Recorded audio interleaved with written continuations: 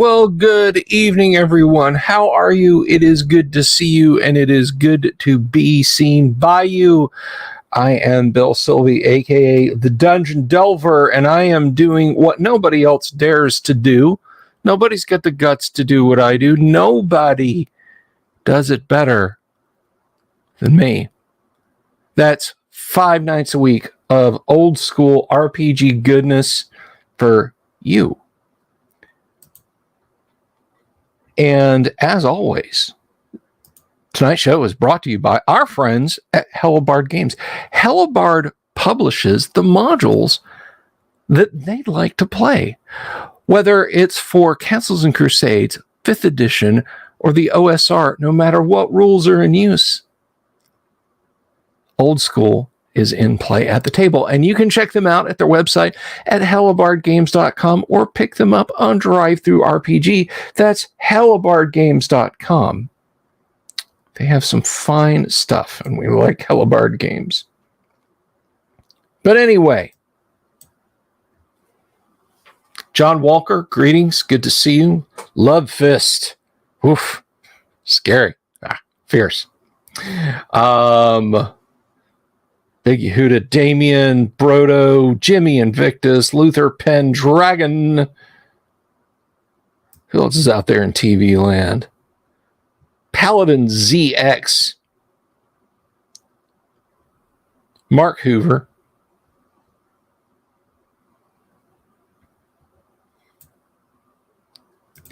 James Hayes.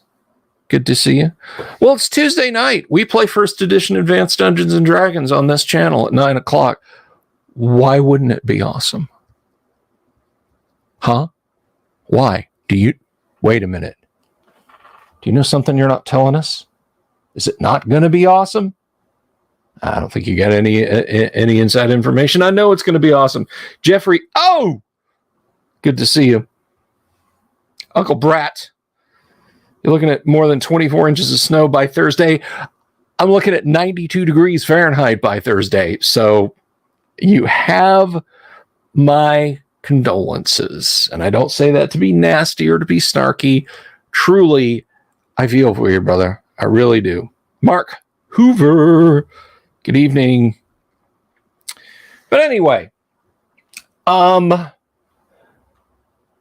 interesting stuff. Today, I was looking, it was just a little thing out of the whole Matt Mercer. I almost said Colville. I almost do that every time.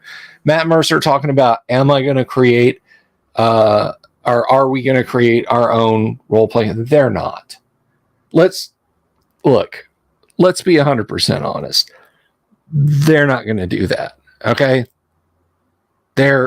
They're bound up too tightly with Hasbro. Hasbro's not going to let him go. With that said, Wizards of the Coast pissed away the Star Wars IP for tabletop. And I think the Pokemon CCG, they let that slip out of their fingers. So maybe they did. Or maybe they will. Maybe they do that. Christopher Sims, greetings.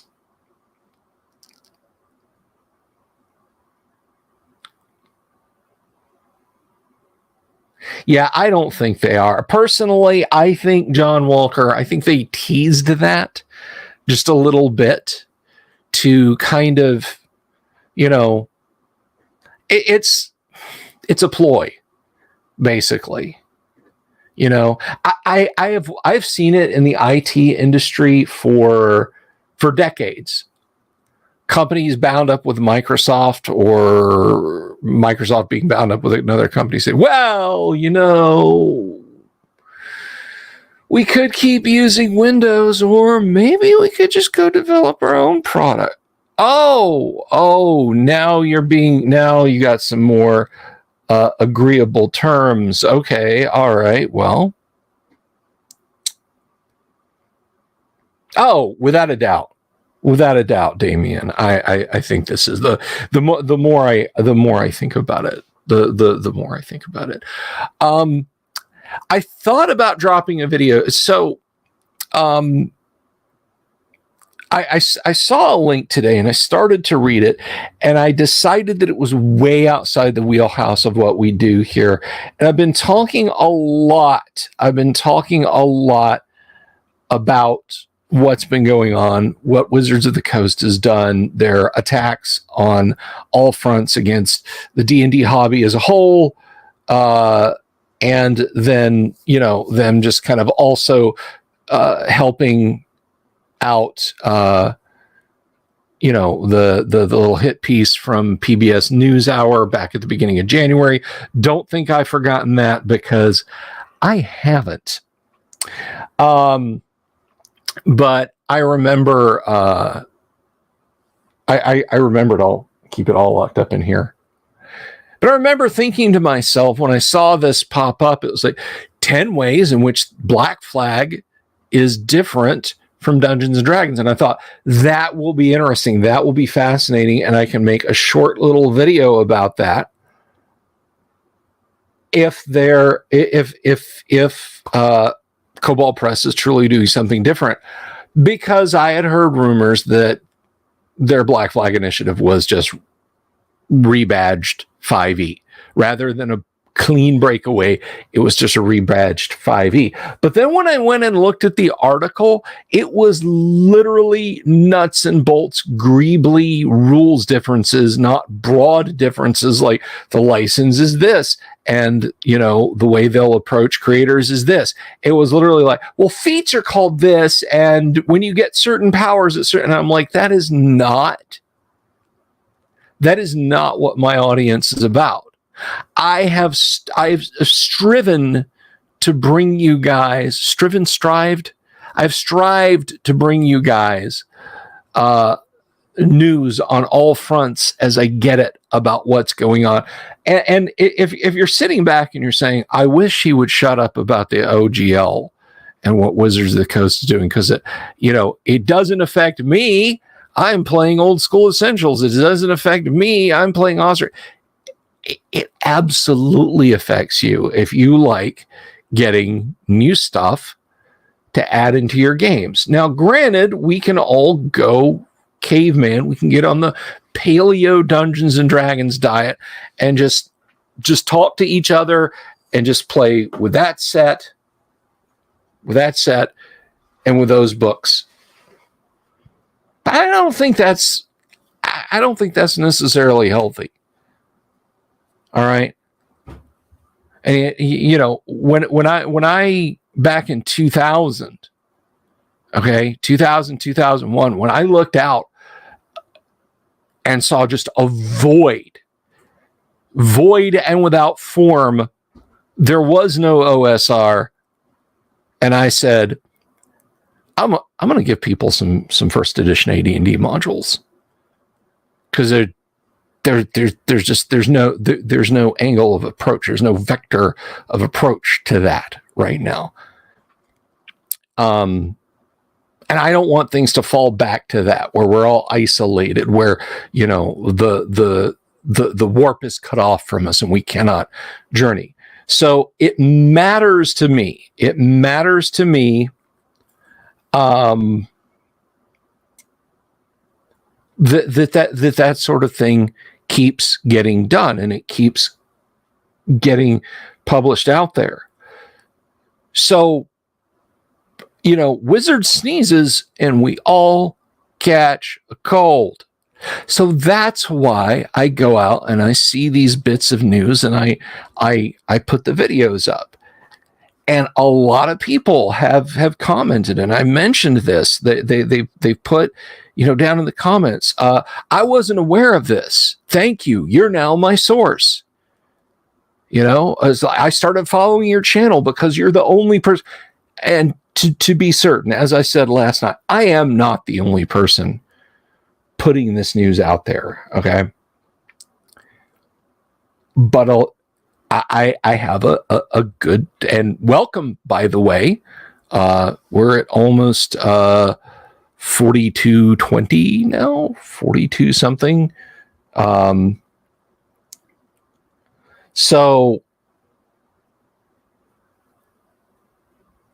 so that's why I do what I do. But when I was looking at the thing, I was like, this does not. This is for people who are transitioning out of 5e into something that is almost exactly like 5e.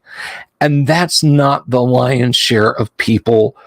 I think I could be wrong, who like watch the streams and stuff. I don't want to just become the you won't believe what shocking thing happened on the 5e Frontier channel. I don't want to do that. I mean, I'll do it if it's tectonic enough, right? And I have to. I'd be a fool not to. But I don't want to just produce content for the sake of producing content. I want stuff that is informative, that reaches out to you guys, and really that fits even the broad and loose definitions of what it is I do with my time, so you have something to do with your time. So I decided to pass on it. Call it my own sense of direction, my own creativity. Now, look, if I looked over here and suddenly, because there's 27, 28 of you guys watching now, and if I saw just each individual person on the stream was like, no, do the article. I mean, that's 28 of you guys asking for it. So maybe I could do that. Maybe I could do that. Luther wants a deep dive on Desert of Desolation series. Some desert action would be nice to combat this warm humidity that Alabama has right now. I mean, due to money situations, had to sell my Desert of Desolation modules once upon a time. But I think I could be motivated to scratch up the PDFs at least. Don't think I'm going to do Hearthstone, though, Vincent. Never say never, though, right? You know, I mean, never say never.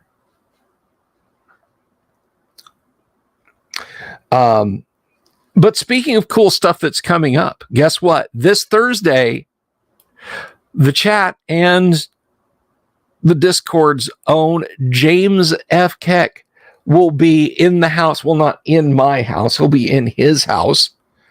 But we'll be interviewing. We'll have him on. We'll talk to James because he's not just a great observatory. No, James is a games designer. He's an adventure designer. He is a writer of note.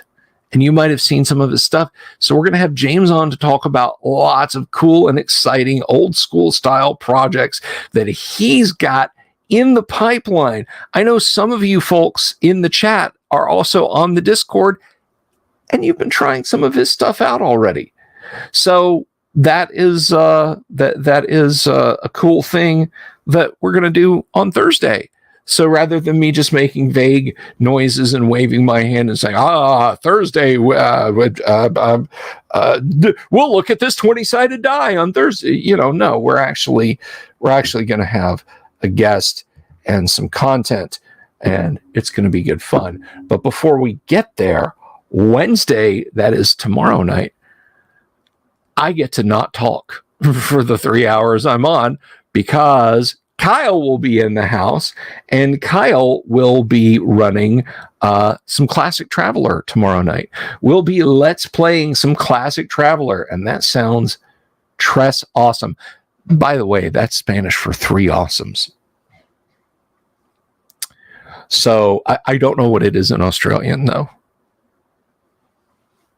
I saw somebody sent me this funny meme the other day, speaking of languages and so on, and it was basically it said, so you have to remember, you have to keep in mind that H.P. Lovecraft, most of his horror tales either took place in and around Arkham, Massachusetts, which is like it's like a 45-minute drive up the coast from Boston, or even if they were in remote places, the people in the stories were from Arkham, Massachusetts. And so that means when you're reading those stories, every protagonist sounds like this. I cannot tell you about the horror I saw. It was a creature from beyond time and space. Old Cthulhu was a wicked pisser, Bop. I cannot comprehend it. That nameless, shapeless horror that climbed up from the muck. So the next time you're reading Shadow over Innsmouth or something like that, just know that that's what these people sound like. You have this stentorian English gentleman's voice. Nope, right out. These are all Northeast. Look at that horrible monster in the harbor. Oh, God, it's crawling up the yard.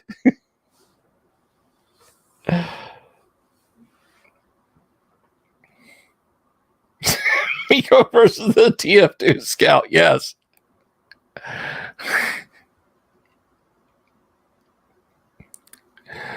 Oh, my gosh. Road March 36. Oh, Halsey, greetings. It's good to see you. Haven't seen you around in a bit. Or maybe you've been there all along and you've just been stealthy. Why did you park the car so far from the monster?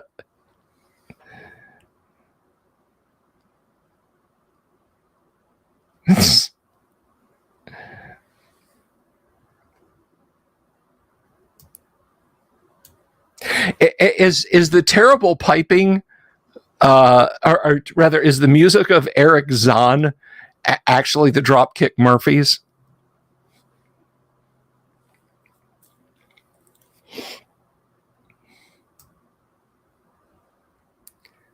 Boston by Gaslight, absolutely.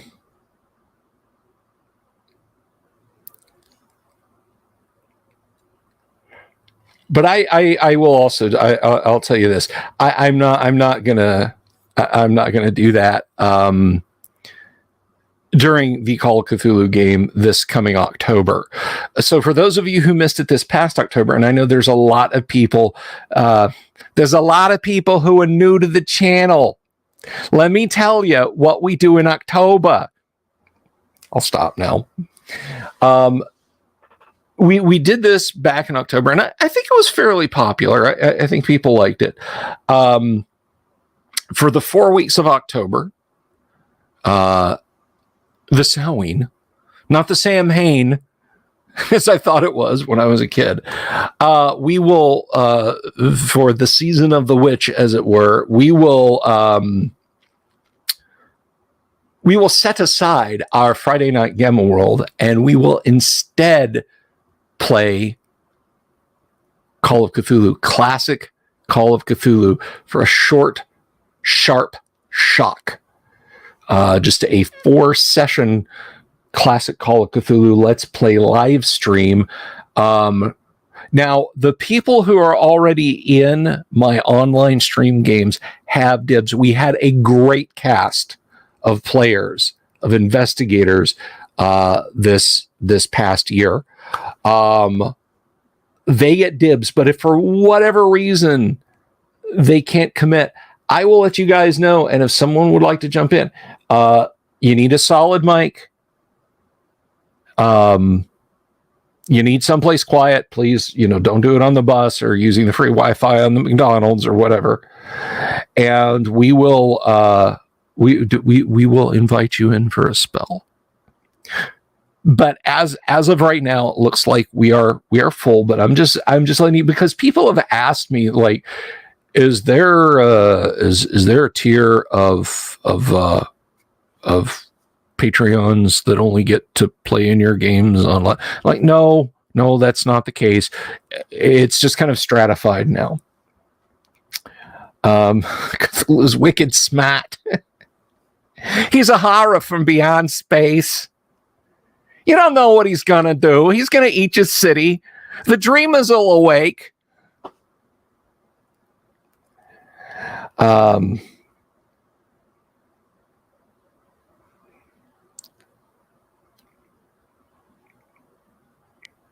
That is an idea, Luther. I have done a sort of not antiques roadshow look at it, but that's an idea.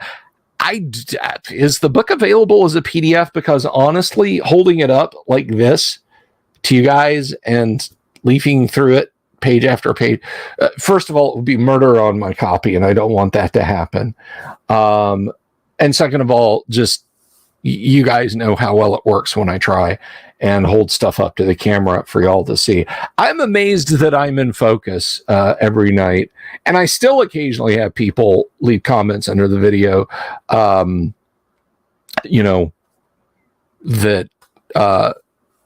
hey, you weren't in focus tonight. And it was bad when I was on Facebook and for like the first many months of YouTube. Old Man Henderson. That's right. Old Man Henderson. Oh, that's nice, Wom. That's excellent. Roman Orc, greetings. Are you a Roman Orc? Like, you wield a Martio Barbalus and you have the crested helm and SPQR tattooed on your bicep? Or are you just an orc that wanders around?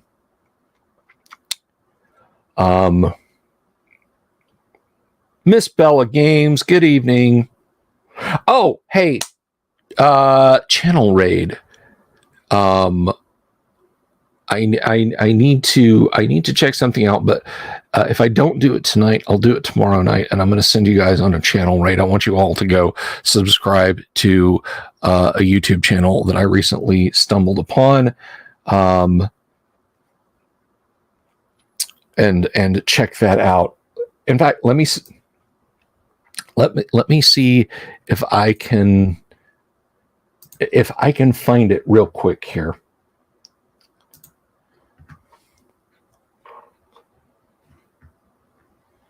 And by the way, the exact number, I want to go to the old YouTube studio,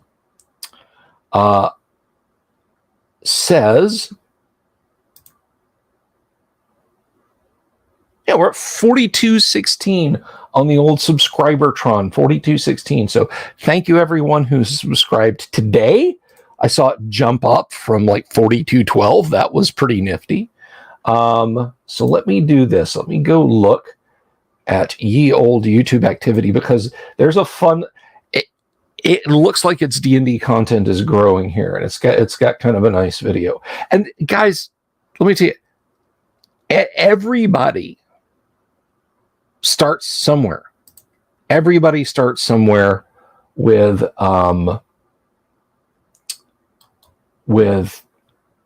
their channels. So don't, like, if I say, here's a channel, they've got a few videos, you go and you're like, these are not good videos.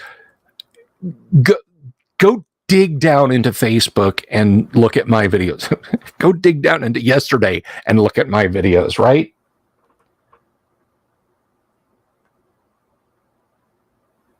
Let me see here.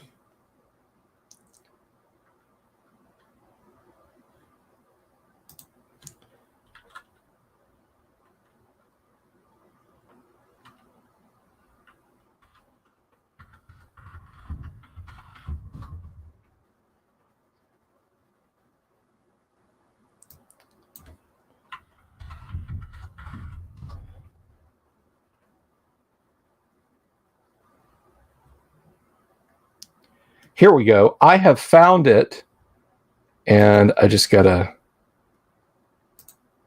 make sure I don't actually. RPG Grandma on YouTube.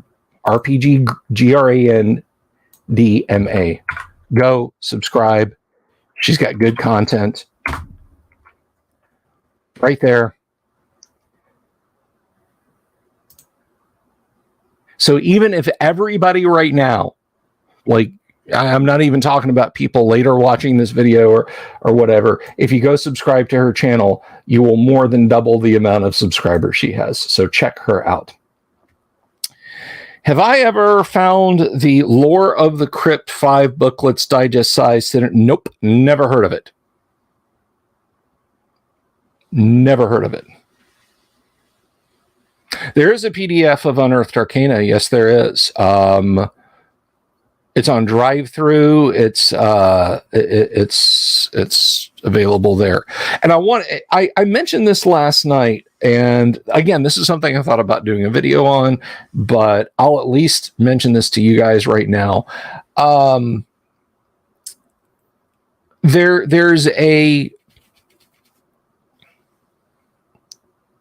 There's kind of a conundrum right now.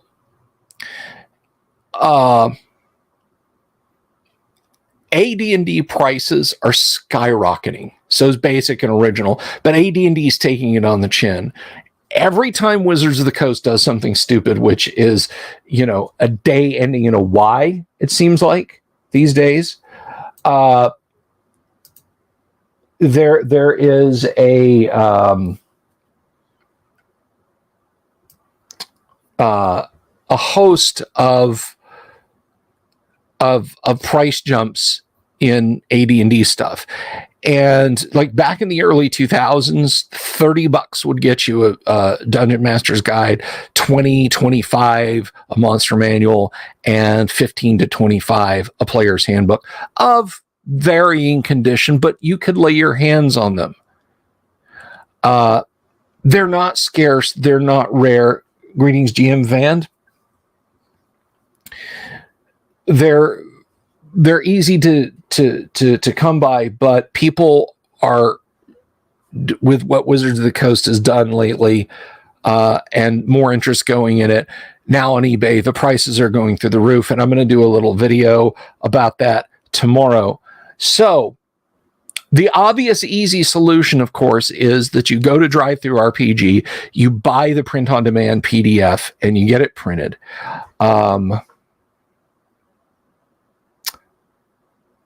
I have owned 15 copies of it, John Walker, and I'm currently down to 2. 2 of the unexpurgated, and I've only ever owned like 2 of the expurgated versions, and I still have one of them. But even those are like up to like $75 a piece. But anyhow, to go back to what I was saying about prices and whatnot. So now people ask me, they're like, "Oh, can I play? Or I want to play first edition AD&D." Okay, that's awesome. Where can I get the books? Well, you can get them on print on demand from DM's Guild. I don't want to give Wizards of the Coast any of my money. Okay, you can get them off of DriveThruRPG. A lot of people have a problem with DriveThruRPG, and I absolutely understand that. I absolutely get that. And I'm not gonna go into the whys and wherefores. And they're like, I don't want to give money to DriveThruRPG and to Wizards of the Coast because DriveThruRPG has got to pay Wizards of the Coast for that. So your alternatives then are hitting the used bookstore lottery. You go into a local used bookstore, they don't know what they got, and $10,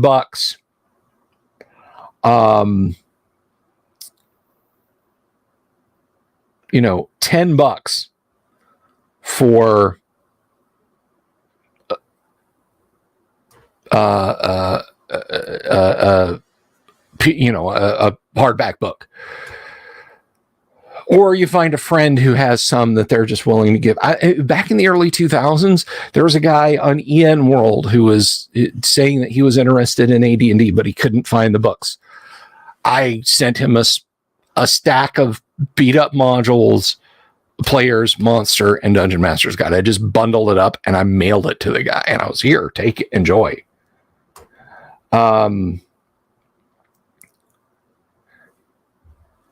So barring something like that, barring the used bookstore lottery where you can get a hardback for $10, barring somebody knocking some sense into DriveThruRPG and Wizards of the Coast and making it more morally or ethically palatable for you to do that, I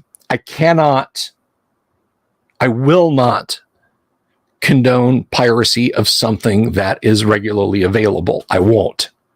I mean, I have modules out there, Temple of the Sun and Lost Crypt and Elemental Moon. And I sure as hell won't tell you to pirate them. I go buy copies. Go buy actual copies. Temple of the Sun is from Hellebarde, and Elemental Moon and Lost Crypt are from Frog God Necromancer. But with that said,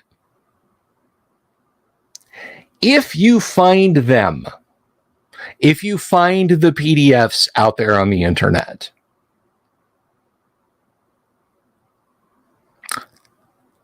you can take them to a local print shop and get them printed and bound.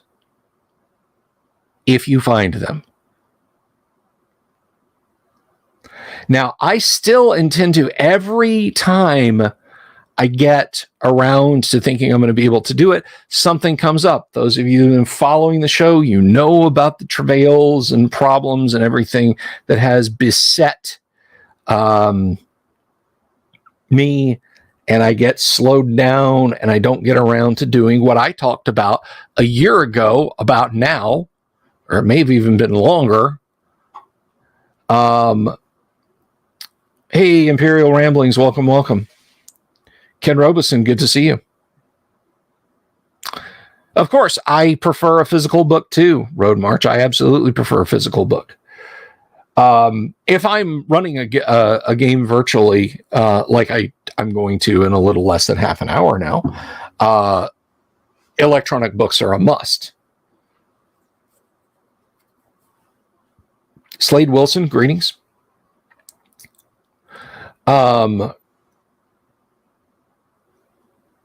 one thing that I still plan on doing is basically being Johnny AD&D Seed, where I am going to get print-on-demand copies of OD&D and AD&D books and put them in the free little library kiosks. Just stick them in there. And of course, the question comes, why not Osric? Why not Swords and Wizardry? I've had this discussion before. The verve of Gygaxian is a beautiful thing unto its own, and you really, really should experience that.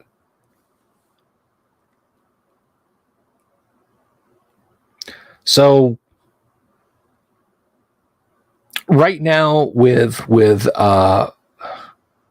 it's funny, inflation is wrecking everything, right?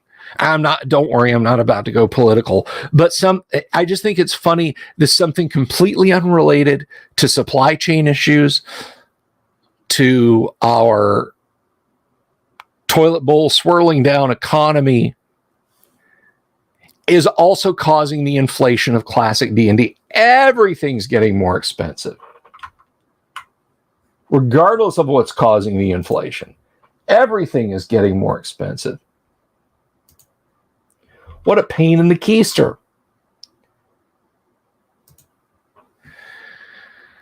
Miss Bella Games points something out there that you might want to read. But if you have the PDFs and you know of a good place that will print and bind them for you, there you go. There you go. And maybe you'll do what I'm planning on doing. Maybe you'll get a few copies printed and you'll take them to used bookstores and trade them for credit. Just be ethical about it. Just tell them they're reproductions. Not like, don't roll in and be like, I stole this from Gary Gygax's coffin before they put him in the ground or anything like that. Don't be like that.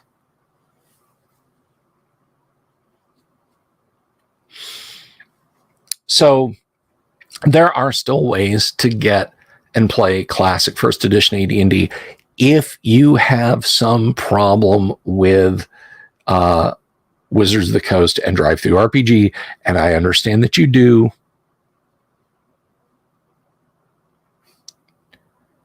Now, it's before I came on the stream last night, and I think I may have said this to the chat. then. But I was a friend of mine over Gods and Monsters, godmonsters.com or godmonster.com. Definitely check them out. They are a fantastic gaming, comics, sci-fi store here in the Orlando area. I'm going to answer your question in just a minute, Piedar. I'm going to answer a question. I'm going to pin that question because I love it when people ask me that question. I do love it when people ask me that question, and I have an answer for you.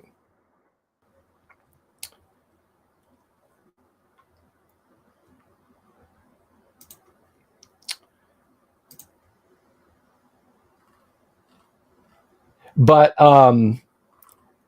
Todd was doing his live stream, and yeah, I was in the chat, much as you guys are in the chat, and I was commenting on the explosive growth of my channel, how awesome you guys are promoting the channel, and he brought up the situation with Wizards of the Coast and said they at Gods and Monsters, this is a data point, take this as you will, have been doing gangbusters Pathfinder sales. Just crazy good Pathfinder sales. Now, Pathfinder's not my cup of tea, and that's fine. That's absolutely okay. But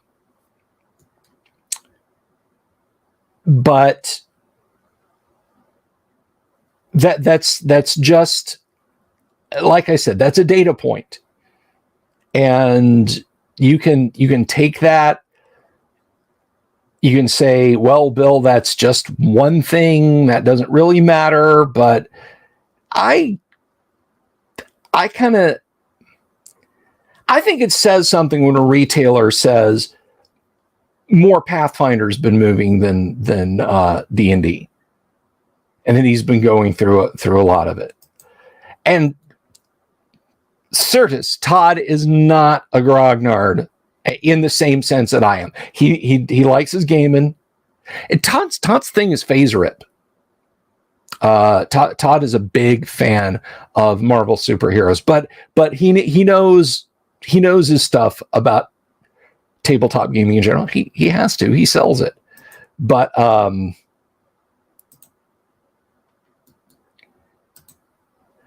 he's I found that to be a very interesting thing.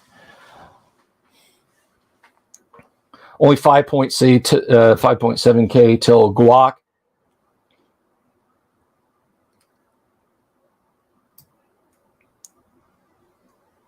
Greetings, RPG Grandma. I was just talking about you a few minutes ago.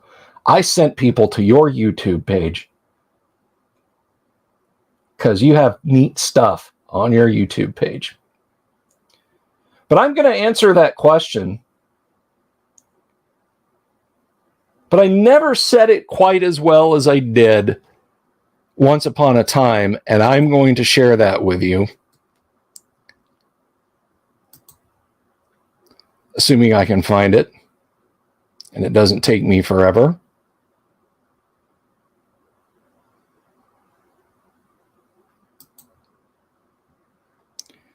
I'm getting scoliosis here looking for this. This is something that I said, and I just want to be as completely on point when I quote this to you as I was when I said it the first time. I'll try and dedicate this to memory so I don't have to keep you guys waiting forever from now on.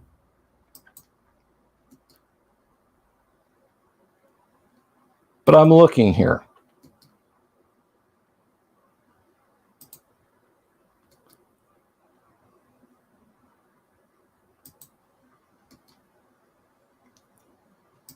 If I can't find it, then I'm going to have to go all the way back up.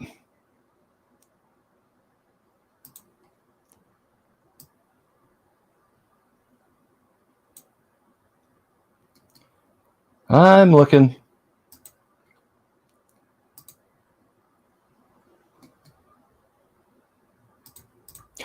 So this is to answer your question.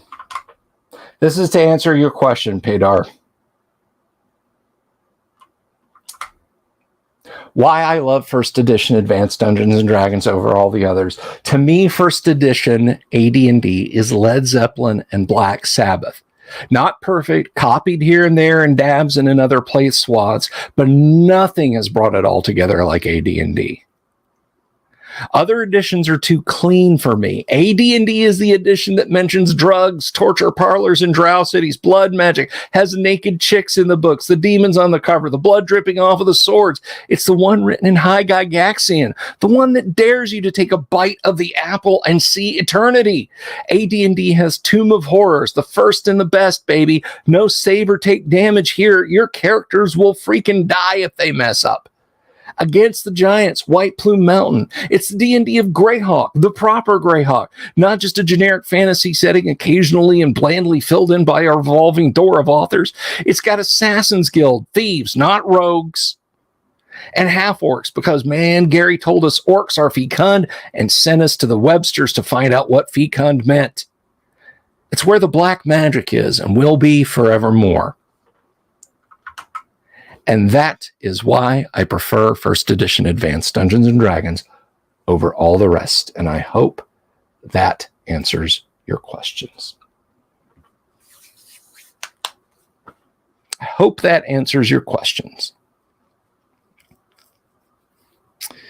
Ellen Rizkala says AD&D is OG traditional heavy metal, the good stuff. Absolutely. Absolutely. It's an FRPG without training wheels now. Yep. Greetings, Nadine Marcus. Good to see you. 35 people, 36, 35. Make up your mind, YouTube. Or person. I'm going to watch. No. Yes, no. Yes, album covers.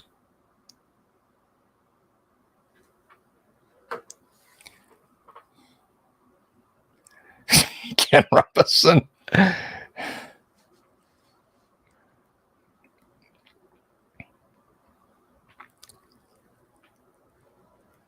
So that's it. That's why I love it so.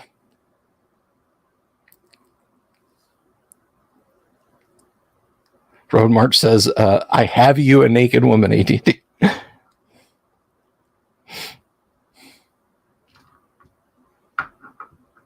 Luther, your opinion is noted and discarded.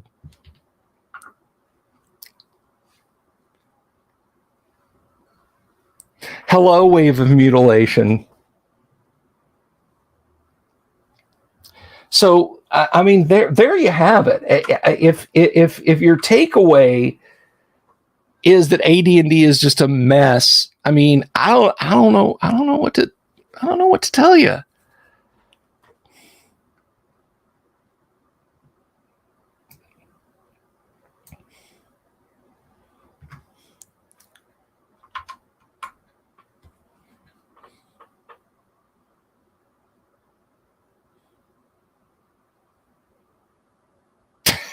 And PD for those players who try to ERPG. Hey, there is a whole section in the Dungeon Master's Guide on disease.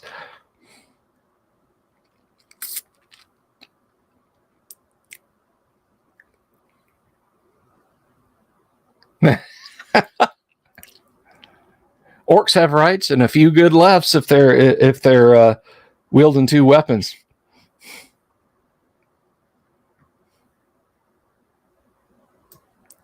I don't know if Big Yehuda is upset at that rant or not with the throw up emoji.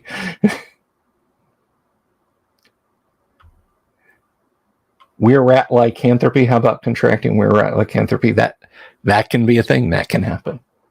50% hit point loss to a lycanthrope means you have contracted lycanthropy. In 24 hours, if you eat an entire belladonna bud, I think there's a 10% or 25% chance that it will cure you, but you might also die from poisoning from eating it.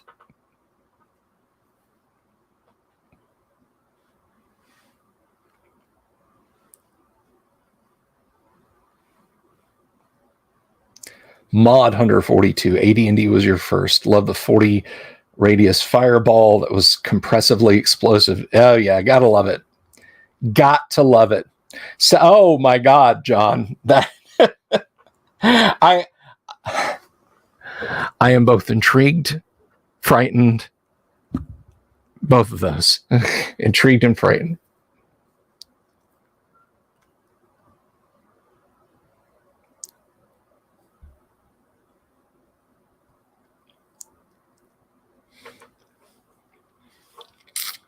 But as a DM, I rolled and he caught it. There you go. And hey, you know what? There's a whole subplot in the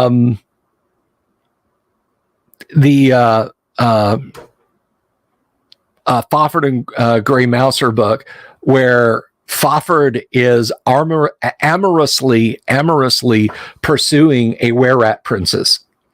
So, I mean, there you go.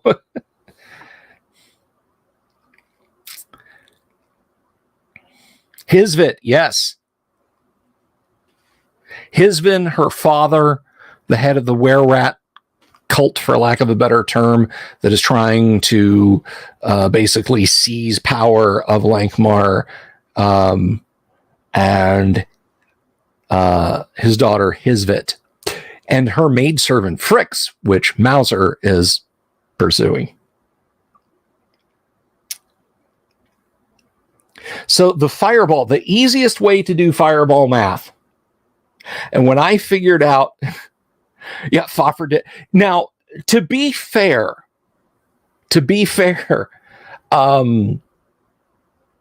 Lankhmar ghouls, or Nawonian ghouls rather, are not undead. They're not corpses. They're not walking corpses.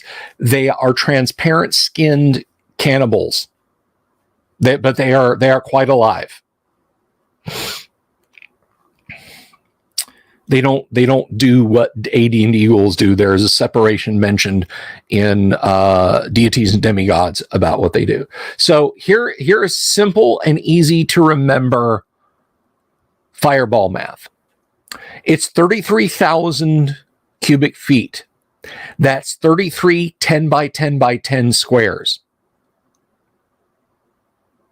So if you look at your map and someone detonates a fireball and you want to know where it goes, you want to explain to them at the table where it goes, grab 10d6 or 33d6, assuming you have roughly 10-foot high halls,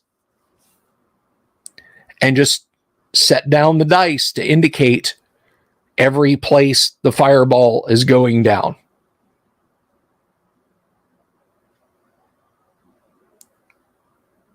Yes, just transparent flesh, so all you see is bones.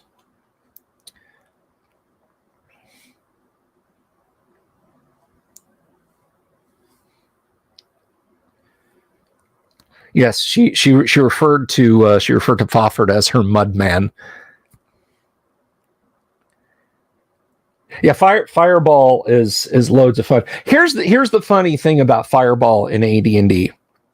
If you cast fireball, when you first get it at 5th level, that's 5 dice. That's 5d6. So let's see here. Let's grab the old d6. There's 4, 6. Ooh, that's 10. 2, that's 12. 2, that's 14.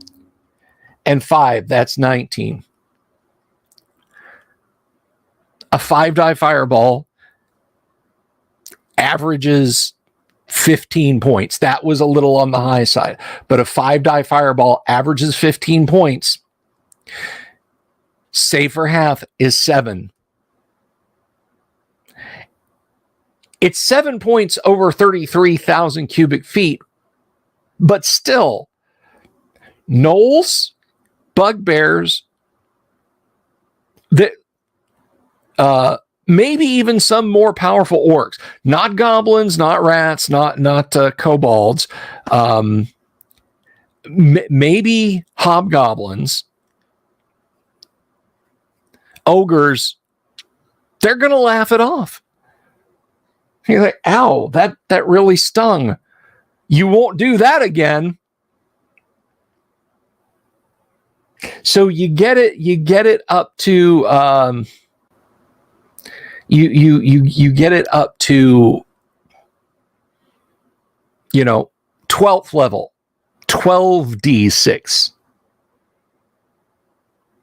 Well, then you're talking about some real damage. Exactly, John. Any loot they carry has to save. Mark Morrison, be well, get some rest.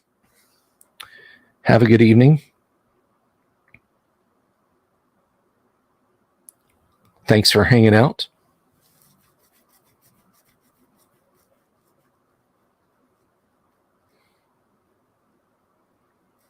No level cap on Fireball or Lightning Bolt. That was a hobbling of the spell that came later.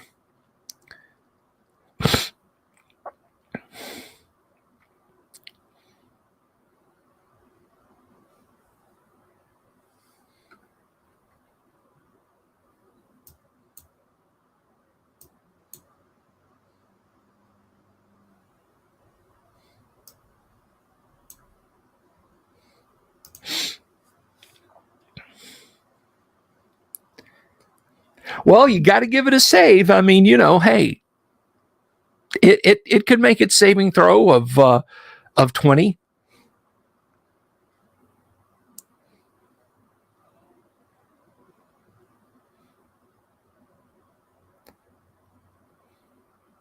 No, Jake, that's oof, yeah.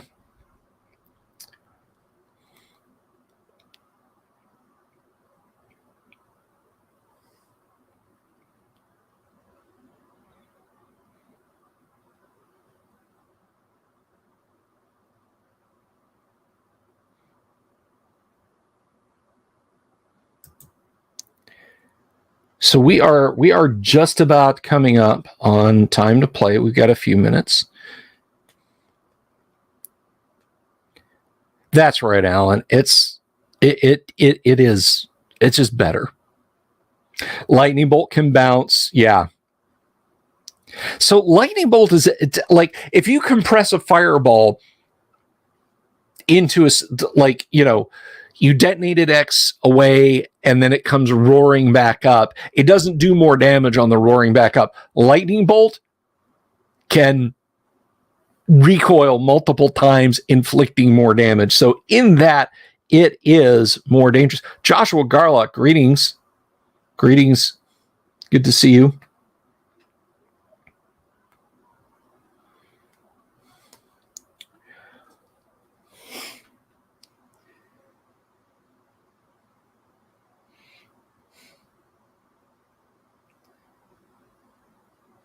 Charm person does have a duration versus the person's intelligence and other actions too. Remember, the charmer tries to push the person into a volcano. Well, they get an immediate saving throw.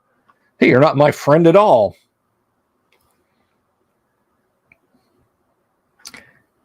Ellen Kenning, greetings.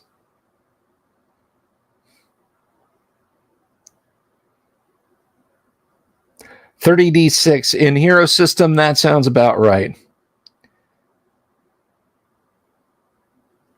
Is there a MWD spells for ice? Do you mean weapons of mass destruction, WMD? Yes, there's Ice Storm, Otaluk's Freezing Sphere, Cone of Cold. You got your choices on the frozen tip.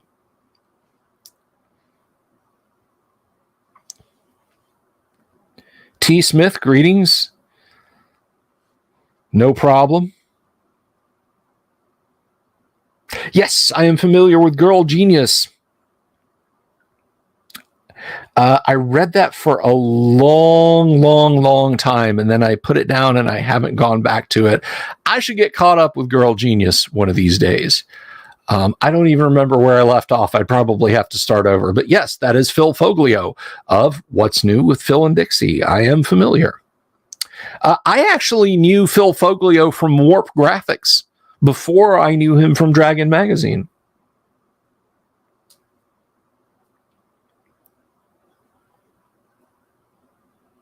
They actually, believe it or not, there was was it the Book of Erotic Fantasy? I want to say it was the Book of Erotic Fantasy. Maybe it was something else, but he actually did do a sex in D&D strip with them, and it was about it was just ridiculous. And of course it was very racy and pornographic because Phil Foglio got to let his freak flag fly for a few pages, but it was silly. It was silly. And as I recall, I don't believe we saw any nudity of Phil and or Dixie in it, but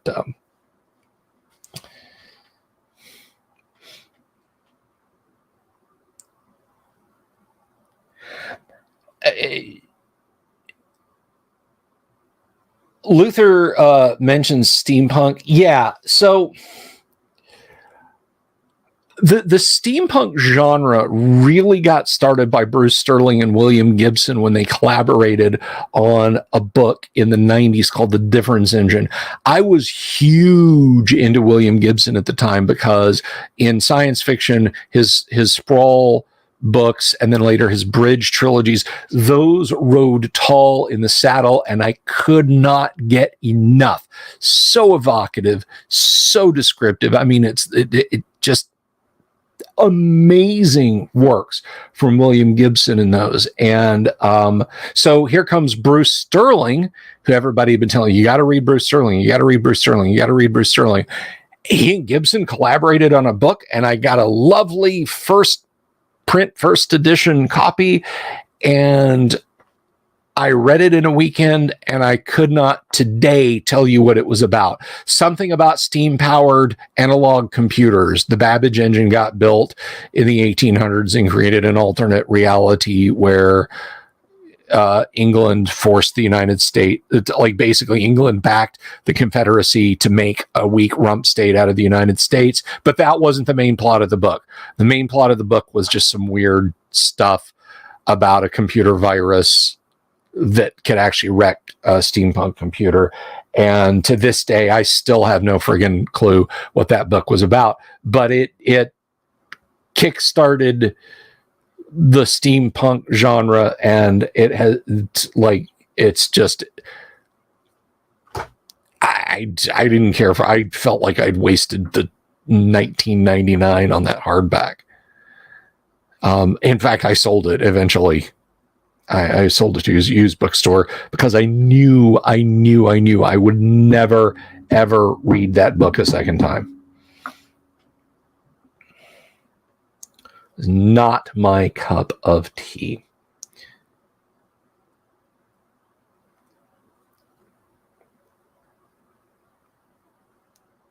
Yeah, there was something like basically a deliberate divide by zero or something in the punch cards that would cause literally cause your difference engine to break down. And in fact, it had crashed the difference engine that the French oh God, I'm remembering it. I'm remembering it now. No, purge data.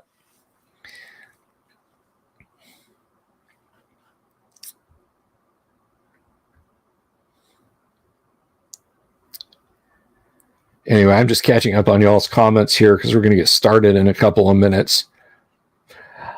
So Paladin ZX, Ravenloft began in first edition AD&D.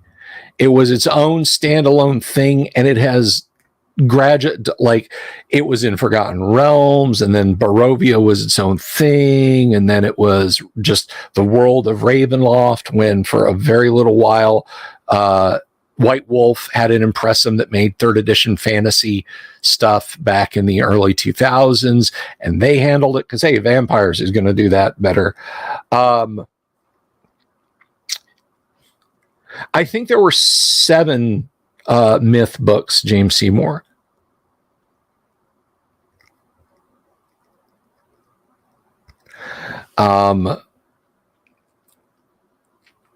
But yeah, it started as a first edition AD&D module, and then they released basically Ravenloft 2, which I think was early second, and it just kind of gathered steampunk and kind of turned into this whole big thing. And now there's this thing like it's something Curse of Strahd.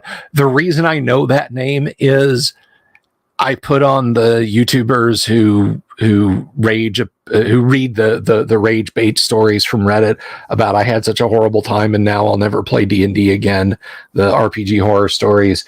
And so many of the stories start off, we were playing Curse of Strahd and suddenly...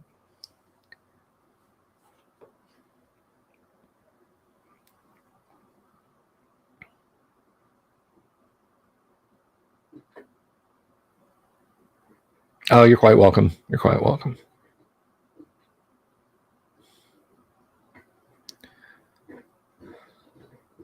So we are waiting on one more player to hop in. And if he's not here in the next couple of minutes, we're going to, let me just double check and make sure that I didn't miss anyone.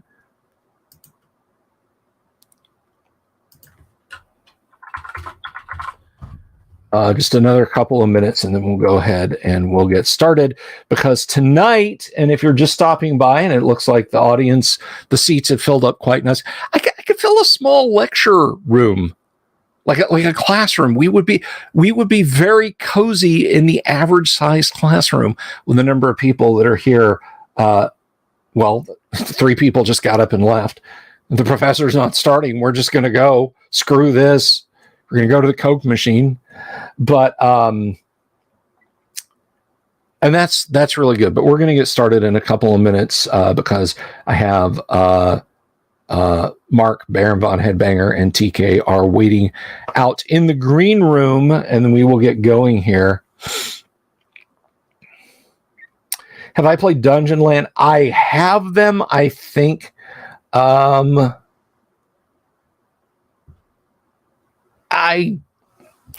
not crazy about them. Vince says, I demand to be entertained. Are you not entertained? Are you not entertained? Is this not what you logged on to YouTube for? No, it probably isn't.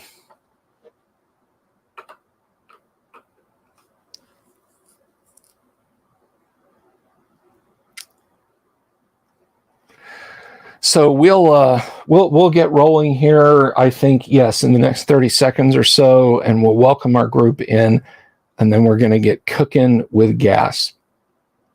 Fight a lion for myrrh.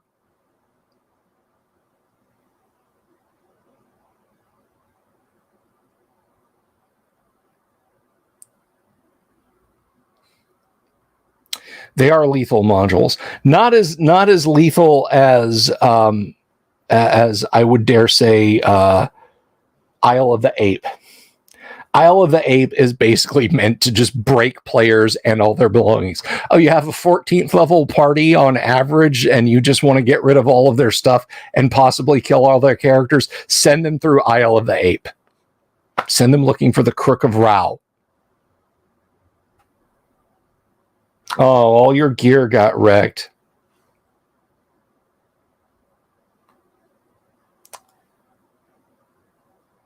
All your gear got wrecked.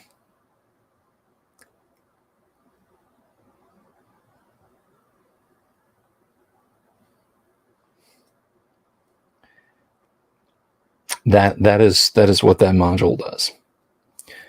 All right. Well, we are going to go ahead then and get started here. Let me put on my awesome AKG studio cans. By the way, AKG, if you're watching this stream, and I know you probably have somebody who love your headphones, just saying we could work together. Call me.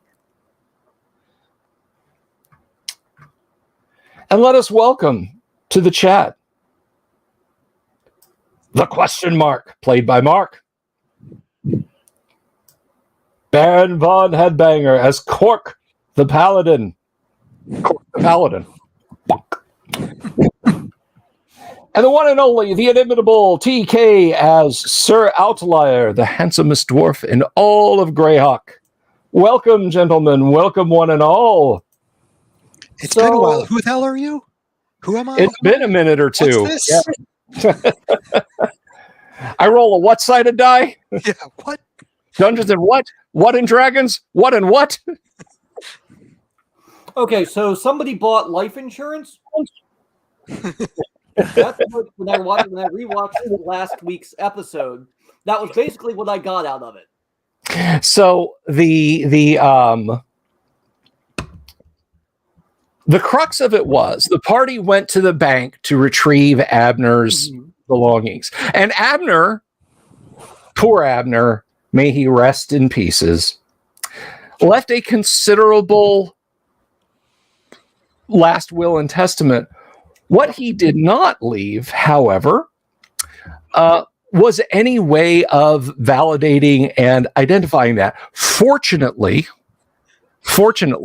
the moneylenders of Greyhawk, they have something ready for this contingency. And for a nominal fee, they will ensure that indeed poor Abner did meet his maker in the way as outlined by the character, and then his estate, his liquid funds, minus the cost of the fees, unless the party wishes to pay those out of pocket themselves, can be withdrawn and given to his survivors, noted in his last will and testament. Well, there was a 25 gold per month thing, right? There was the 25 gold per month. Yes, that is the standard interest charged there at the bank. And so this basically requires ESP to be cast on each member of the party who was present at his death, as well as detect lie. That's fine. I could do part of that. Well, the bank will handle it because it's their mages reporting back, of course, to their bank hierarchy. I mean, I can go, ooh, I cast detect lie, and they're not lying. It's a simple matter of procedure and so on. So, and I didn't hear how much they were charging for this if we were to pay out of pocket. It is 2,500 gold. But if you don't have that in pocket, it can be, it can be deducted from his estate before it is parted out to the party of the first part of adventuring party. Real talk, how much money did Abner have in his estate? Was it 5,200, 5,600? Something like that, yeah. Let me go open up my dead character file and see what it says. Does it say dead character storage outside my dungeon? Note, I said character. Oh, yeah. He had mad cash. It says right there, mad cash. Yeah, I didn't write down the number. It wasn't important. Mad cash. With like a dollar sign for the S. Yeah. Yeah. And depending on how many dollar signs is how mad the cash is. Would you say you had mad Skrilla? Or fat stacks with a PH? Yeah. And an pocket. Not STACKS, STAX. Yeah. I'll pay it out of pocket. Alrighty, so arriving at the Bank of Greyhawk on a cold winter's day there, they invite you in, offer you some mulled wine, seed cakes. They call their mages over, and and as you all recount the story of the passing of poor Abner, they nod sagely and say, "Truly, this was a sad day. Greyhawk lost a bold and decisive fop, And you have our condolences. We will bring forth bring forth his grip, his mad stacks. And how would you like it? Would you like it in platinum? Would you like it in gold? Would you like it in copper? The recently devalued bronze Z, perhaps, if you'd like 32 metric tons of bronze. Well, Paladin, it's you and me here. Yeah. What do you want to do with the remainder of the cash? Do you want to just put it in the party fund, or do you want to split it up? Well, I need a new magic suit, and you need a magic suit, right? Yeah. Because we're both kind of shafted in that department, right? I mean, I still have my regular plate. I got another shield last session. But yeah, you need to get your armor magicked up. How much would that be, given that I was probably out doing that when they were busy yelling at the bank? Yeah. Okay. So let's see. So how much is his actual fact sex, by the way? It's that 5,000 or whatever? 5980. Yeah, okay, so... But plus he had some gems on like his person. That's fair. I don't know what those were. But he had 5980 in the bank. Yeah, but that's minus the 2,500 because math occurs. You do it. Yeah.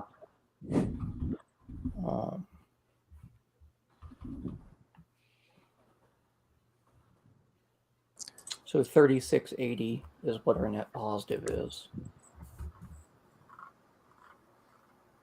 I should watch back the old episodes to see how you divvied up all of his stuff. I think we just left it to his estate. I think we pretty much we left his book. His book is still on tap. We're keeping that. Yeah. The ring and the potion. Yeah. Was there a potion? I got a potion. I think you got a potion. The thief got basically both your magic items. He had 3 magic items. He had potion, a ring of protection, ring of warmth, and a periaptive health. Yeah, the ring of protection. Yeah. Yeah. I think we gave that to Turgo because for help saving throws when Turgo keeps sticking his nose where there's and didn't the thief also get the periaptive health? He got the ring of warming. I think was the only thing that we didn't care about. Yeah. It's a fun little thing, but it's not terribly useful until we start going north to Blackmoor or something. But Abner's hireling had a magic sword. He was borrowing the magic sword, wasn't he? No, he was given that magic sword. That is right. He has a magic scimitar, I believe. It's the magic +2 sword of bean counting. I'm gonna hunt down that follower and cut his legs off. You think I'm joking? I want that sword. I don't think you're joking. I want that. That was my one stipulation of when he left the party. Is I get that sword back. Yep. That's why I, as Abner, was very clear. We don't need this sword, right? Because I'm going to hire a henchman, and I'm going to give him this sword. And everyone's like, okay, gave him a sword, and then I promptly died. Yeah, I did. I had the stipulation of I'm getting that sword back. But, yeah. And then you were like, Abner was like, but then he'd be mad. I'm like, I don't care if he'd be mad. Why do I care if a one-hit die peon is mad at me? I'll cut the bastard in half. Okay, so lawful neutral cleric, kids. Neutral good cleric. Neutral good cleric. Your murdering a guy over an item is an inherently evil act, but that's that was my point. Looks like how those lawyers are lawful good at the bank. So let us answer your question. If we look under enchant an item, essentially you must pay for the finished. I'm guessing you want magical plate mail, correct? Yep, I already have the plate mail paid for, so I'm just okay. So the fittest magical or normal plate that you could afford, and you have paid for it. The casting of the spell, let's see, it is a 6th level spell, but an even higher level spell must also be cast upon it. Mm-hmm. So while enchant an item will take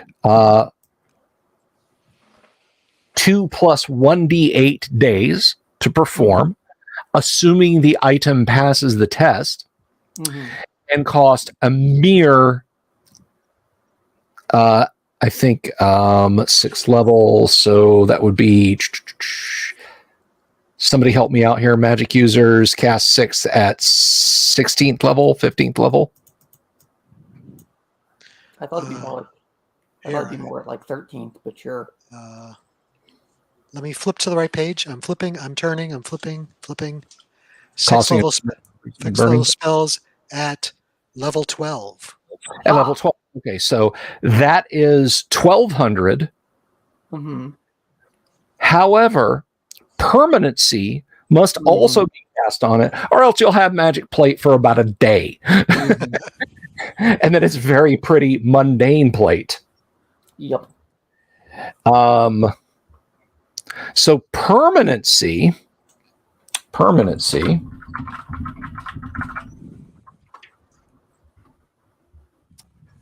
And that goes up is an 8th level spell, and that I believe is 16. 16.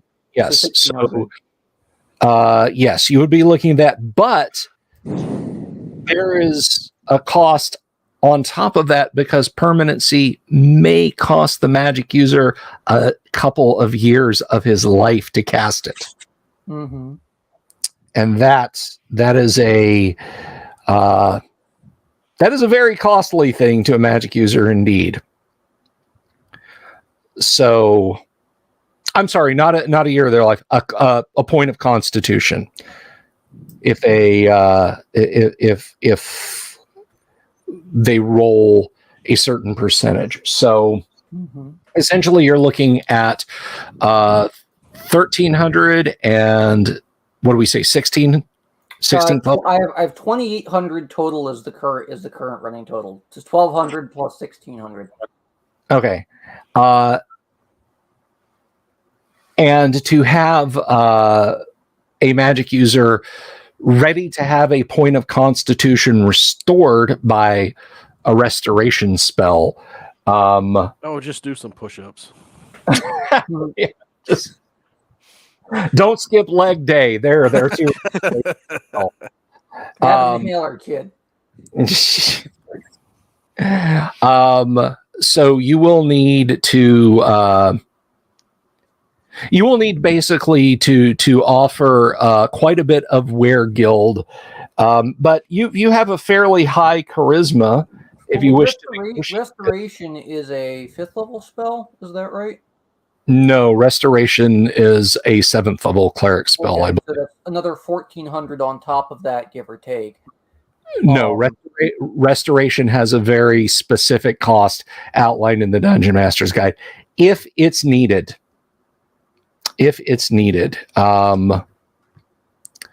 So let me see here.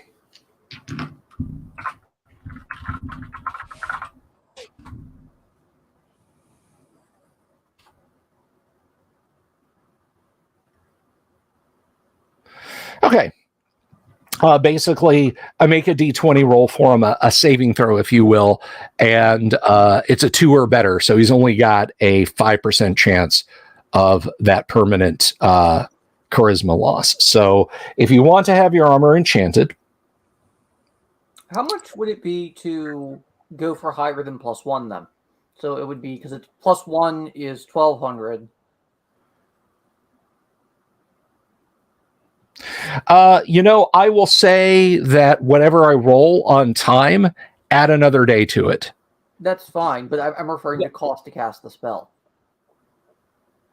The spell cost is a spell cost. I see. Okay. Now, anything beyond, I will say +3 is going to be beyond the ken of the Collegium Arcana there in this Greyhawk. So But I'm adding 100 per level, and when can they cast up to +3? That's my question. it's not incumbent on level. Oh, I see. Okay. So is there an additional cost per day then that I'm not factoring in here? No, it's a matter of time for your characters to wait. Oh, that's okay. That's fine. Okay, so yeah, I'll go for the +3 if that's all right. All right. Yes, he looks the armor over, kind of sighs, and says, "Oh, that's going to chafe." Because yes, he does have to wear it. He has to keep it physically on his person. Sorry, bud. Well, you're paying for it, so all right. He basically does the equivalent of a tailor measuring clothes to alter them, but he pulls out this strange jewel encrusted caliper and does this, and you hear a zipping sound, but you don't hear anything you don't see anything between his fingers as he's taking measurements. He goes over, cranks open a window, consults the sky, comes back. That will be 7 days. That will be a week. Okay. And what was the total cost? Total cost right now is 2,800 plus whatever else he wants to, if he's going to bill anything else on top of that. Okay, that's easily covered then. Yep. Right.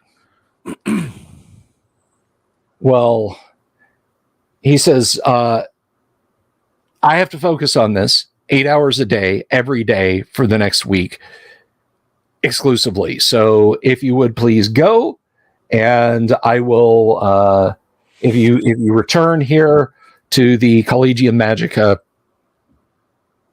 we can discuss the outcome at that point. Okay, So if it fails, I may try again. It does not damage the item to do so. It's just there will be an additional charge to recast the spells. Of course. Okay, so let me find ye old enchant an item. What is Cork just bought nice plate mail, right? Yeah, now I'm kind of regretting not getting plate mail good enough to get enchanted. Oh, this fellow whose time you're taking up is pretty much the only mage at the Collegium Magica who can do it, so it would still be. Oh yeah, I get that. I just wish I would have bought that type of armor so I could have had it done. Yeah, I can always go buy a suit and then get it done next time. It wasn't cheap. It was like 1,200 or so. That's fine. Yeah, that's fine. All right. While you guys are doing this, at the Green Dragon Inn, as you are waiting for this to be casting, the cold winter wind blows the door open. Standing there, silhouetted against the pale haze of the city, is a strange-looking fellow in robes, holding a staff in one hand. He looks like a world-weary traveler who has seen, or at least wishes to see, many things. And he looks like... You got the robe right. He's a tall man, bald head as he puts the hood back. It's a monk's robe, very simple brown rope tie. His hands are bound up almost like a boxer's. He's got a broken nose. He looks around and he sees Cork. He comes over. Ah, Sir Cork, right? A holy warrior of Hieronymus. That's me. Oh, I'm sorry. He bows. I should introduce myself. I am Brother Ishan. I also worship Hieronymus in a different way.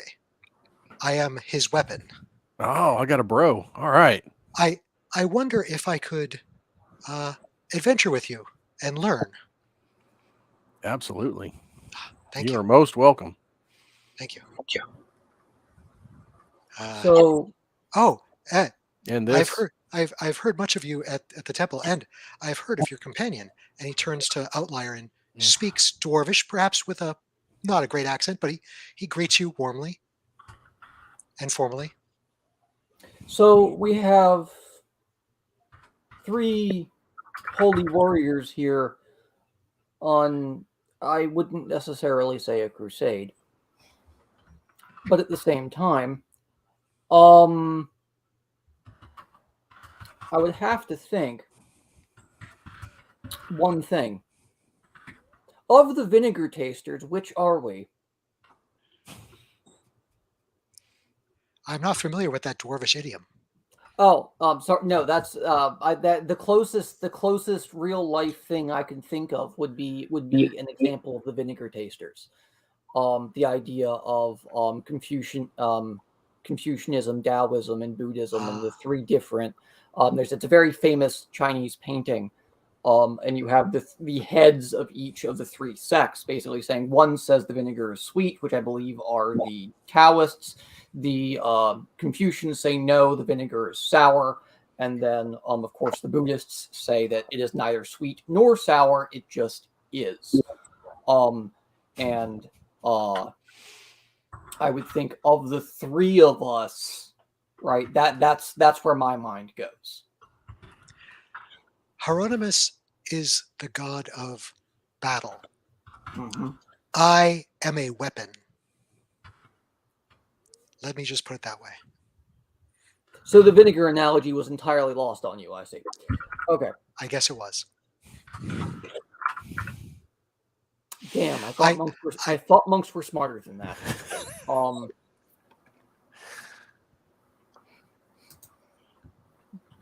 He keeps his mouth shut. That's valid. That's fine. We can go kill things together. That's valid. He looks around. The Green Dragon is a very fancy place, I'm sure. Do you often stay in this opulent place? Not by choice. I'll probably have to go find more frugal place to stay. Oh, there's plenty of frugality to be had in the city of Greyhawk. Yeah. Opulent frugality rub cheek and jowl in this city. Yes. You will never find the more wretched hive of scum and villainy outside of the bandit kingdoms or the kingdom of Ayuz, that is. Now, I have to ask, is that because you currently do not have the funds, or is that part of your own idiosyncratic methodologies? It is a sorry, Mark just forgot the term. It is I am bound to poverty. I see. I must not covet and use my funds. I should donate most of what excess things I have to the church. I see. Note to self then, I will become your Dwarvish accountant and we will manage things very carefully. He turns to you and says in Dwarvish, I don't think that will be necessary. My husband was a lawyer. I've heard about Dwarvish lawyers.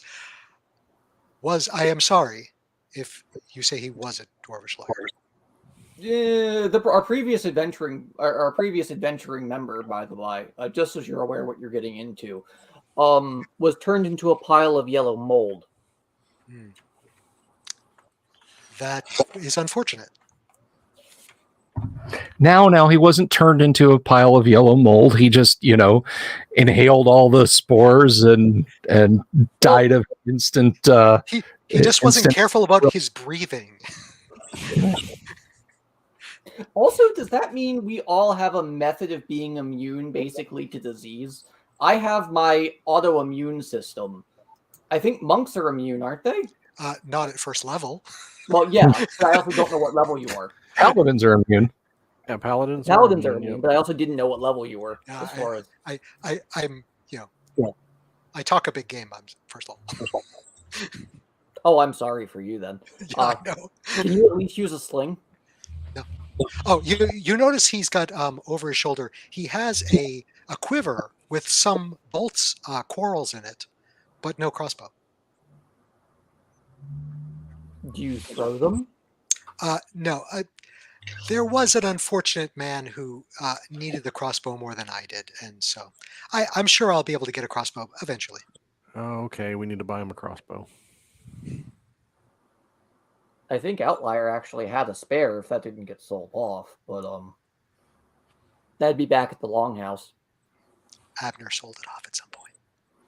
Probably, yeah, I believe it. Do you want to buy the Lucky Idiot crossbow? Sure. Oh, cool. Do you want to hang on to it so he doesn't give it away again? Okay. Yeah, put a lanyard and tie it to him so he can't get rid of it. I'll toss it to him when the giant rats come. Yeah, your thief says you got a habit of giving away your equipment. You're not going to last long with this group.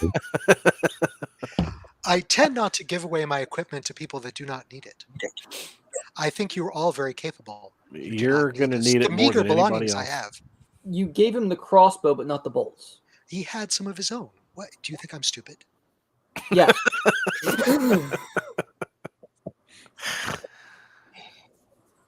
I'm sorry. You didn't want an answer to that question. Well, it was rhetorical. One session at the castle, and he probably won't give any other stuff away.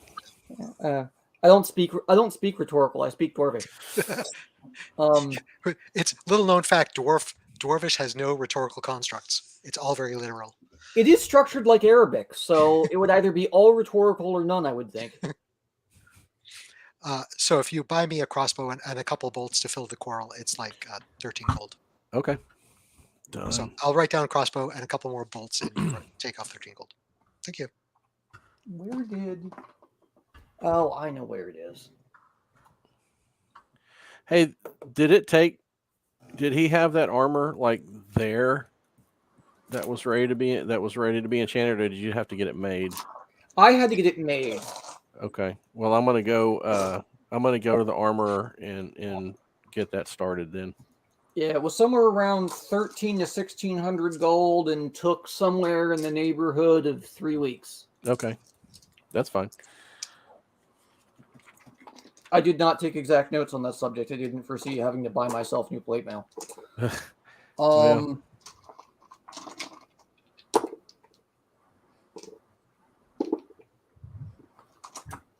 Although the reason Outlier the side eye and says, "You're not really going to make us wait around here for 3 weeks while you get fitted for a fancy set of iron pants, are you?"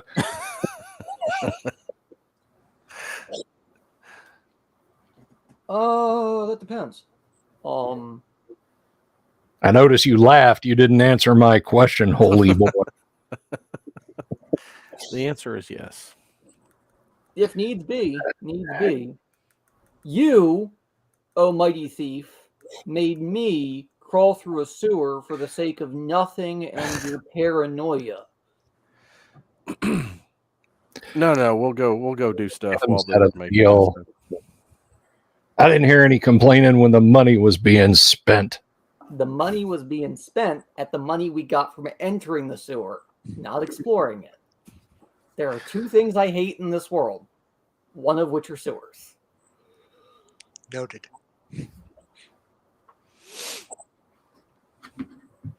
Now, what's a dungeon but a dry sewer anyway? Dry and far less stinky. That smell has so yet turgo. to come out of my boots. I had to buy a new pair. That's your opinion and not my problem. Besides, why don't you ask your maiden servant Clara to clean them up for you? The smell does not come out. Have you seen how big my nose is? This is a cannon. This is a perch. When it bleeds, the Red Sea. I think I saw a group of kobolds heading up in there. You might want a hanky. For the two of you that got the Cyrano de Bergerac reference, thank you. For the rest of you, go read a book. Actually, the first thing that popped into my head was Roxanne. That's fair. That's fair. He has this. Cyrano has this amazing monologue about his nose. In the very beginning. It's like Act 1, Scene 1. It's like the best self-diss ever. All right. So if you're having a set of armor manufactured, again, you are looking at a minimum of a few weeks to get it like, something that you can take to a magic user and say, enchant this, you're not gonna cop a set of plate off that you found with a skeleton still inside by the road for this. I'd also like to state from a historical perspective, it would still take at least weeks to build pretty much anything you would want. Yeah, but fortunately, this is AD&D, not history. So the good news is, okay, is anyone doing anything specific in the city other than this and meeting your new friend? By the way, what is your monk's name, Mark, for the benefit of our audience and yourself? Brother Ishan. Brother Ishan. Ishan or Ishan? I don't know if I've decided upon that. We'll see what happens as I keep talking. All right. I'm thinking Ishan at the moment. Ishan. All right. Brother Ishtar. You are Brother Ishan.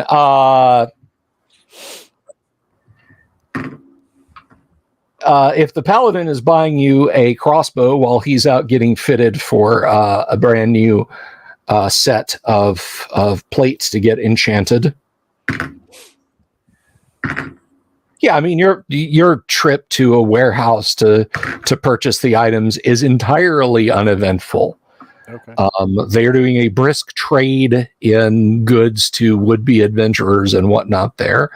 The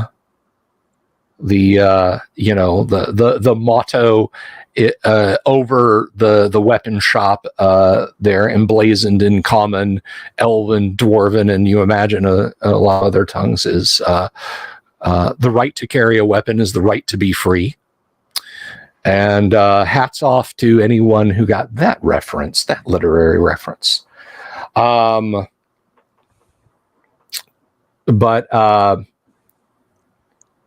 they will sell you a crossbow, and it is what is the cost on a crossbow? How many gold pieces? 12 gold pieces. 12, the princely sum of 12 gold pieces will get you a crossbow. You buying a light or a heavy? An arbalest? A light. Okay, not going to carry something around on a bipod. All right, so yes, you have your crossbow. This baby was made in Verbabonk. It's got a knurled chestnut stock. Cost 12 gold pieces. You'll find it in the sporting goods department. Shop You'll smart. put your eye out. Shop kid. S-Smart. Absolutely. You got that. By and large, super kid. You have a crossbow. My one and only weapon. Well, except for my hands. Exactly. Since we're spending like 3 weeks in the city, is there any chance I can spend time as a priest either working for the church or on my own, going about casting cure blindness, cure disease? Absolutely. If you wish to perform services for the church thusly, you certainly may. Okay. Do I render? I would presume I don't render a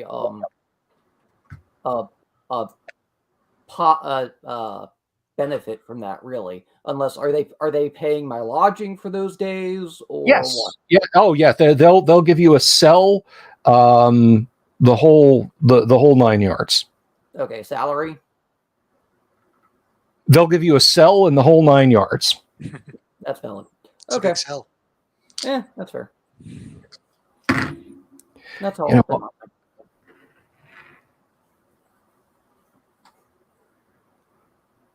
All right. Down there in the shop, in kind of the merchants' quarter, there's merchants who have stalls and buildings and storefronts, and of course, there's a fellow with a cart. and he is pushing his cart along. Wares for sale, whatever you need. Wares for sale. And he stops and he looks at Brother Ishan and says, "You need everything, sir." I need nothing. "What about a canteen, sir? Or shoes? Would you like shoes?" "'Tis freezing. Your toes will fall off." My toes are made stronger by the cold. "Ah, I know what you need. Laudanum for your madness. Just a moment. I believe I have a bottle." And he proceeds to dig through his. Yes. Here we are.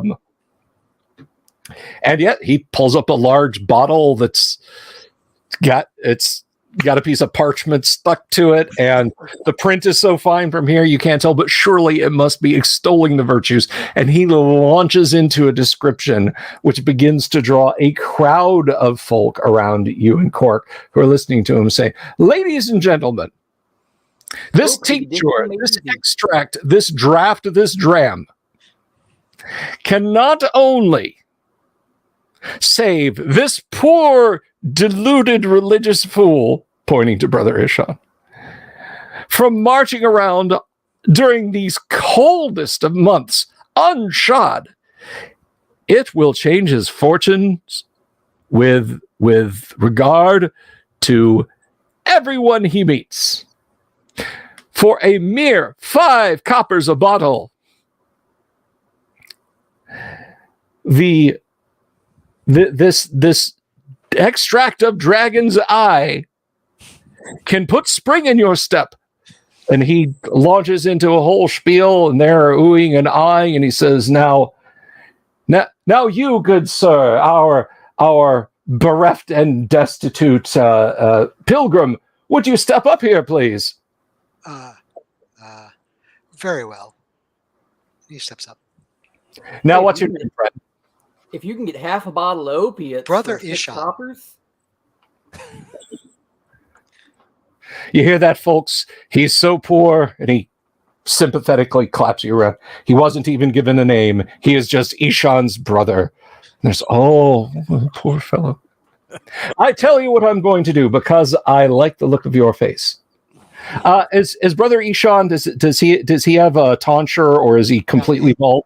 He's shaved head. Okay. He goes, "I can promise you that if you imbibe this, not only will its vigor protect you against the elements, rub a little on that bald pate, and within a week, your hair will begin to grow back."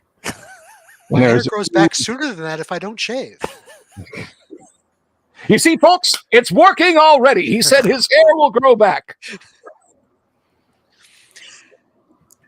Brother Ishan is attempting to extricate himself from the situation carefully without damaging the poor man. Okay. All right. So yeah, he's going on to it. He's like, just a minute there, son. And he uncorks it and pours a little into a silver cup. And he says, "Please, I must insist, for your health, free, as you folks can see, that is nearly a third of the bottle. That's 2 coppers worth of this miracle elixir. I insist that you try it, sir." You first. No, thank you. "Well, and he doesn't even get who amongst you will. And people are like, "Me, I'll try." And, gives a drink to a guy and he's, "Whoa!" Maybe we should have gotten some for the dwarf. Does it It's come probably in a good stuff. It warms my center. And now people are clamoring, and he cannot offer up enough bottles of this left, right, and center. When he was holding it out to you, like, you got a strong odor of rum, molasses, vanilla extract, and other scents. Other sense. Other scents, yeah. I mean, if it doesn't make you go blind, at least numbness began to set in on the tip of your nose. Is Cork purchasing any? No. I'll All right. take 2 bottles of No, cocaine, I'll- please.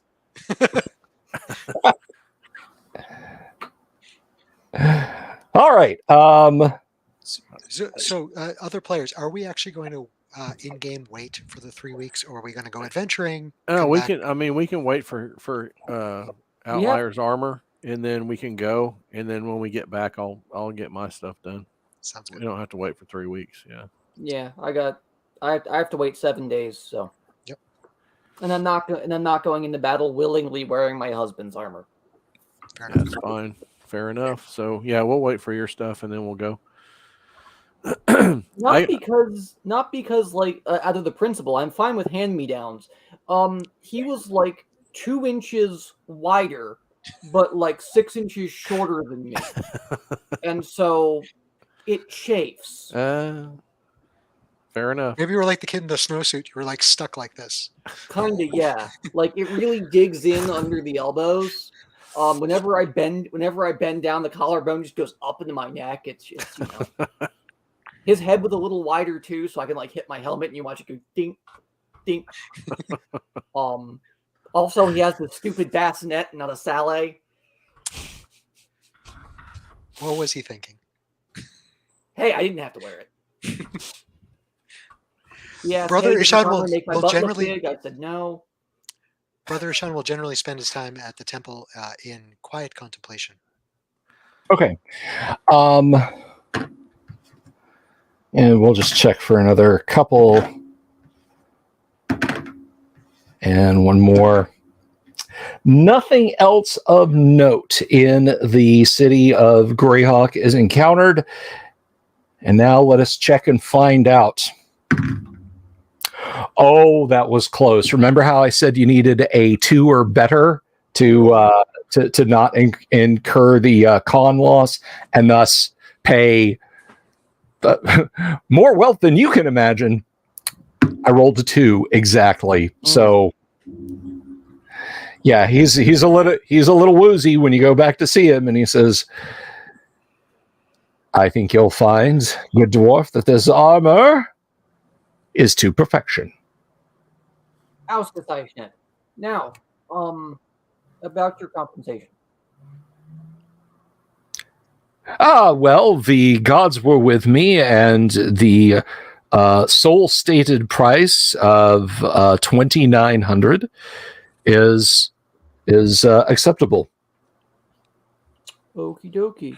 All right. So then that leaves 1780 for Cork and the thief to do whatever you want. So Cork, there's your to the plate now. There you go. Great.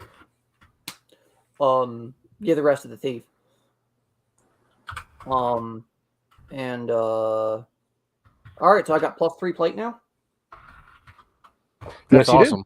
That's awesome. That is a nice boon. Yes, but I was this close to dropping him a point of con, and I don't think you guys have the 100,000 or so it would cost to get him that point of constitution back. No, but that does take my armor class down to -2. Wow. Nice. And I'm still using a regular shield, that large shield of mine. But it's okay. So my shieldless AC is -1. Turgo says, "Well, if you're all done getting your fancy new pants together, if we could maybe get back to making some money." Just because you said that, the answer is no. Let's go find something else to do. You got to sleep sometimes, dwarf. Yeah, and somebody has to watch your ass. Ken Robeson says the tank is more tanky. The tank just added a sheet of depleted uranium applique.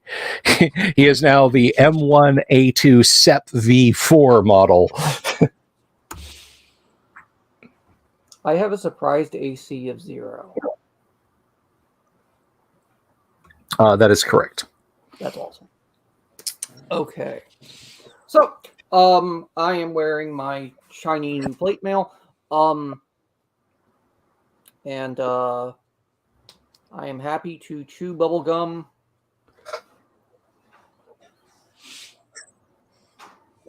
And kick ass. Okay. The donkeys will kick back, but hey. What do then, adventurers? Let's head back to the longhouse then. Okay. Now, for those of you playing along at home while the party is traveling, I will make some.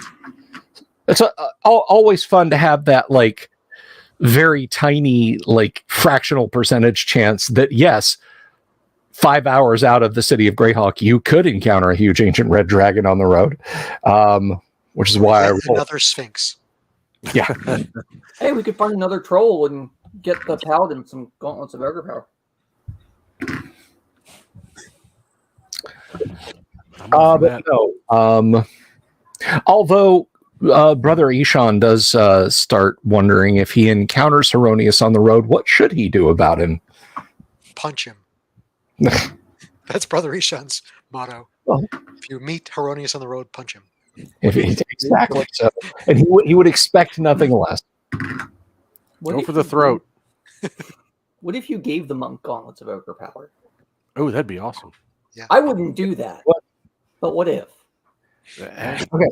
So why don't you give it to me and then I'll see how it works. And he just started running towards the horizon. We never saw him again. I gave them to him, and then I'd be like, "But I'm in need of them now." Bang! There, you can have it back. All right. First day travel. You arrive back at the Last Chance Inn. Are you staying at the inn or just riding on? Nah, let's make Turgo happy. Let's ride on. Fair enough. I don't think the monk's going to complain. Still you ride.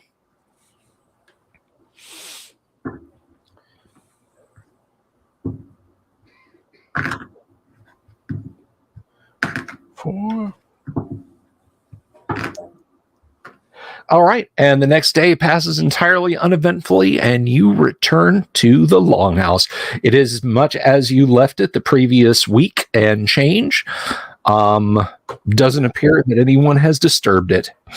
Oh, and I will give Brother Ishan the passwords, or at least the lesser passwords for the hut and for the Longhouse and the barn. But I will not give him the greater passwords for the spell book, etc. Okay. Mark Hoover, have a pleasant evening. Take care. Or were you saying you're probably off on your guess? No, that is that was not Jack Vance. That quote is actually from A.E. Van Vogt, the Weapon Shop of Esher series. To be armed is to be free. It also sounds like a 1950s poster for the NRA. Well, you know, it very well could be. They were fairly conservative in some sci-fi circles back in the day. Anyway, let us not get dragged down into that. Moving right along, you settle in back at your Longhouse, and now you of course, Turgo is being NPC'd tonight. Bill is not feeling well. We wish him all the best. You know, hopefully you can make it Friday night for Gamma World, sir. And then back next to, well, cat's out of the bag. Doom sword. But anyway,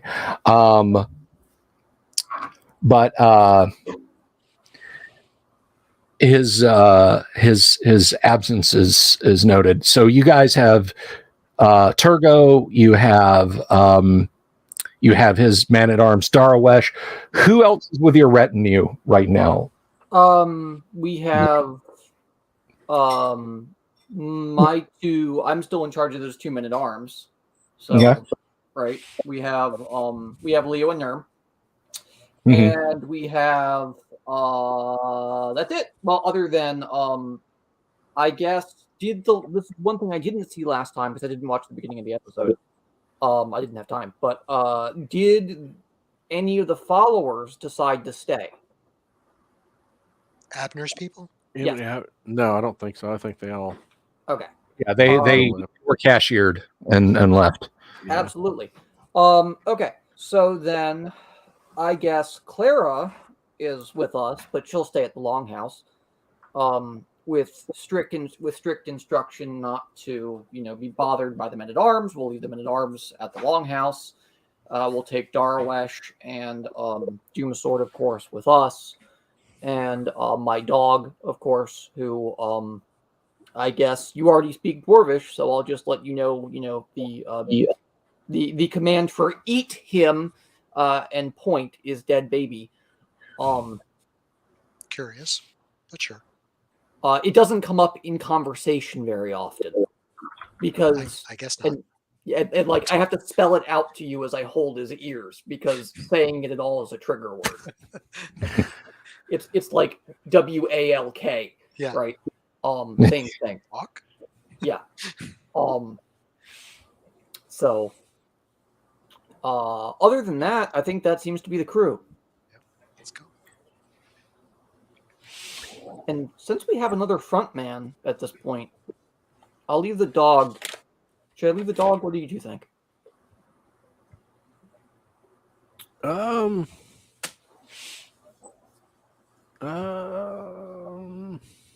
By the way, your dog is currently on its back getting serious belly scratches from Clara. Probably, yeah. So he probably wants to stay now. He's a working dog. He does what it does. Yeah. I mean, we can bring him. He might be able to carry something. I don't know. Sure.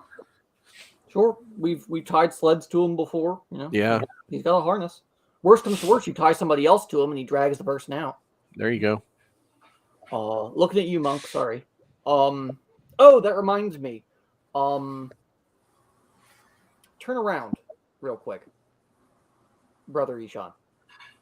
No. Okay, then hold still. I'm gonna look around behind you. Okay. About yay long. What do you, Clara? Can we get a pull handle on this man?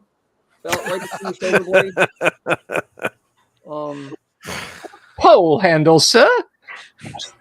Yep. Just something to pick his body up by. I Right think he means a small loop of cloth to be tied to the back of my robe, to be hooked, to be dragged. She comes over and pats Ishan on the head. They're just having you on, dearie. You won't die down there. If you do, the odds are they'll bring you back from beyond the veil. If I die, I die. And we want to be able to drag his body out. So pull handle, please. It's our one bit of common adventuring gear. Some people have signets, others have pauldrons, some have uniforms. I believe in a drag handle. Okay. You can have that installed after we get back. Of course. Okay. You have a spare robe. There you go. No, he doesn't, probably. Outlier's not going to think too hard about that. Hanging from Avatar, it's like this. It's just like, what do you have? This. Laura, make him a spare robe. Thank you. I turn Clara over, gets a bolt of cloth, raises it up to his height, snips off the bottom. Clara's like, Sean's like, Clara, that's fine. Don't do that. Okay. But you smell. Maybe that's how Monk's armor class goes down over time. It's just that they smell worse and worse. There you go. Stay away. Which, by the way, just for the audience sake, for those of you who might not have heard, I would absolutely, given the opportunity, like if my Monday night got freed up or the Monday night group wrapped up their decade-long campaign and wanted to do something different, but still play D&D, I would absolutely run an Avatar: The Last Airbender game with the AD&D rules. You're all monks. Congratulations. eminently doable, but that's for another time. All right, so you are departing to Castle Greyhawk, then I presume, yes? Sure. Absolutely. Oh. We are brothers 3 in this instance, and willing to reap our holy vengeance upon pretty much anything. Turgo and Darwish are going, so your brother's 5. That's fine, but my speech wasn't addressing them. I know what Turgo's going to say on the subject. Okay. How about we head down to the cistern and see about that gang of thieves that was doing thieve things that we didn't. So originally, I guess to catch the monk up, there's this group of thieves headed by this guy, or at least an important guy by the name of Carlos, and he offered to have us join. This was forever and ever ago, before the Paladin, and we kind of said, yeah, thanks, we'll keep that as a suspended offer. And I still wanted to get in there and just look around and see, are these people evil? If they are, we can deal with them. And now that there's 3 of us who are probably of similar mind, maybe we can deal with them. And if they aren't, well, then maybe we have some allies. What do you think? Okay, sure. Sounds like a plan. Yes. I mean, evil's a very yes or no question, and I will prep no alignment as one of my spells. I can detect evil on them. Oh, well, then, okay, I will not prep. Well, they could still be chaotic neutral, and I feel like I would be willing to murder somebody that's chaotic neutral.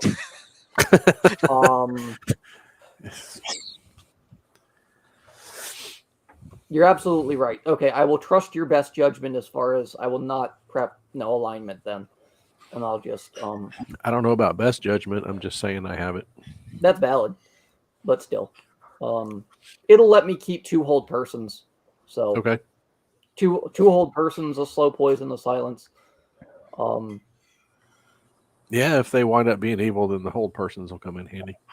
That's the idea, yeah. I am going to take a Dispel Magic in case any...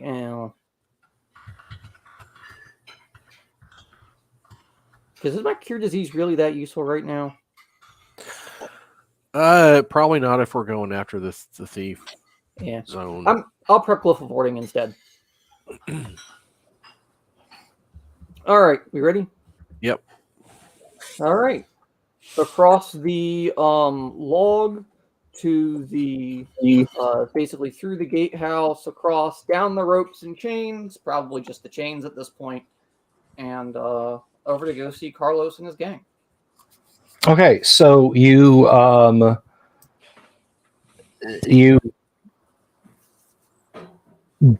go back into Castle Greyhawk. There's the framed out house off to one side. It's now framed out. Awesome. Yes, it is now framed out. Cool. Let me get my map open here. Now, folks who are just kind of coming into this, we often use Dwarven Forge and miniatures.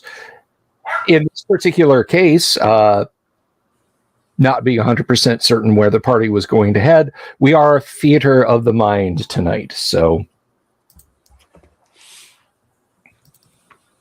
we will be going along with that. And I'm going to work on getting not a virtual tabletop, but just something that both viewers and players can kind of follow along with.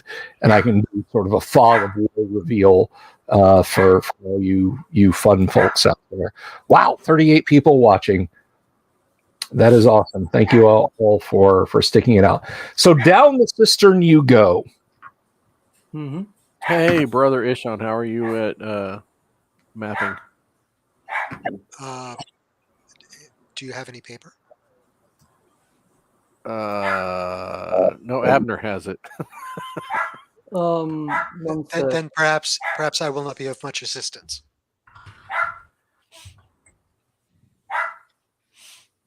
Actually,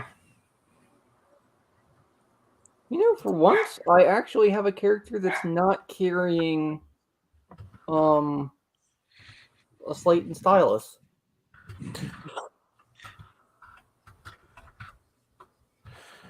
All right. All right, so you find yourself standing in the damp cistern. You all abseil down the sides. It broadens out. Of course, you're in a circular chamber 40 feet across. You have archways opening to the cardinal directions, except to the east has been bricked over. Yep. That was the old orc door? Yep. Yes. Okay. And to the south was the ruined section that led to the caves, right? To the east is the collapsed. I'm sorry. To the west is the collapsed wall that leads to the cavey section. Sure, you guys don't want to explore over there. And then Oh. was it south that was hobgoblins? South was hobgoblins. South was hobgoblins. Okay, South so was then Hobgoblin Durance, as I have labeled it on my map here. hobgoblin durits. Durance, D-U-R-A-N-C-E, Durance. Oh. Duran's Yeah. Durance. Okay. Well, then let's go call out Carlos and ring their proverbial doorbell and see if the offer's still open. I'm we've adventured some in Greyhawk. We've quote unquote gotten stronger. I'd like to see if they're looking for a set of stronger hands.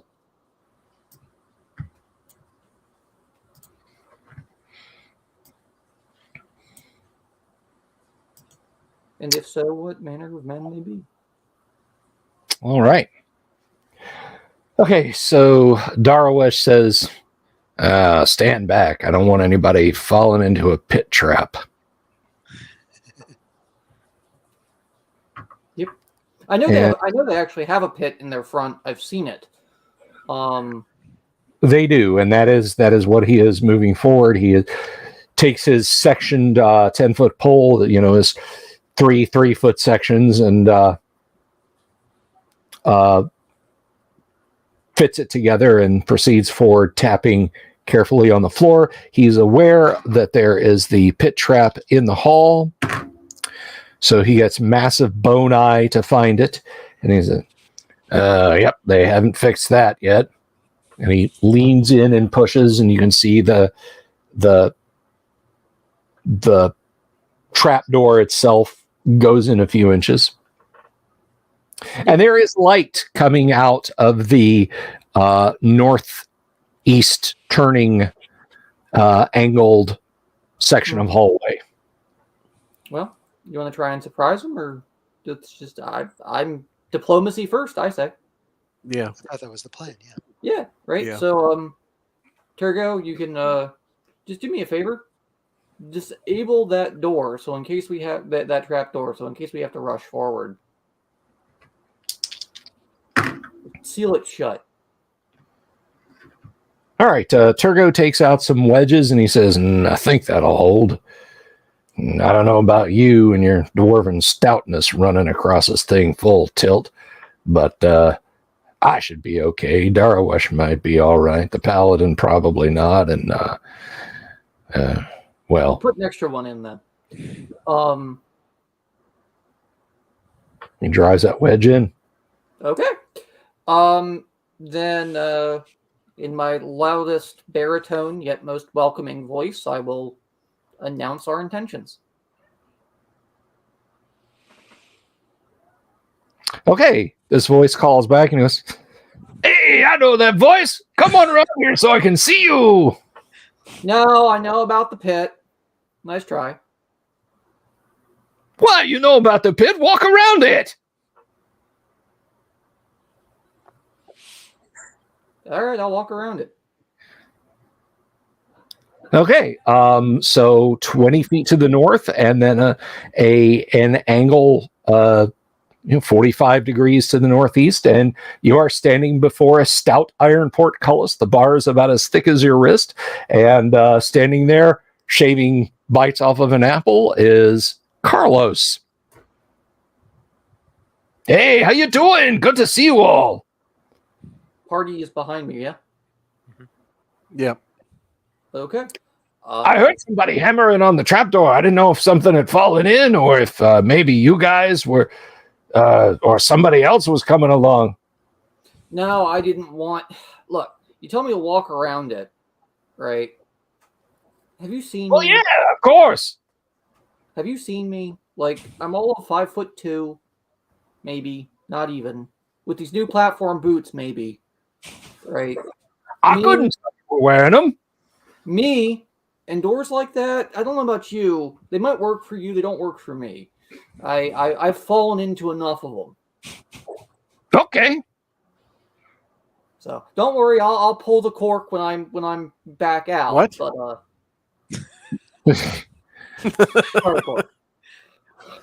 He pulls a stool over and sets it next to the portcullis and continues to eat his apple. And he's like, "So, you've been through the rest of the dungeon? You've been down underneath? You explore those crazy towers?" a little bit, not much.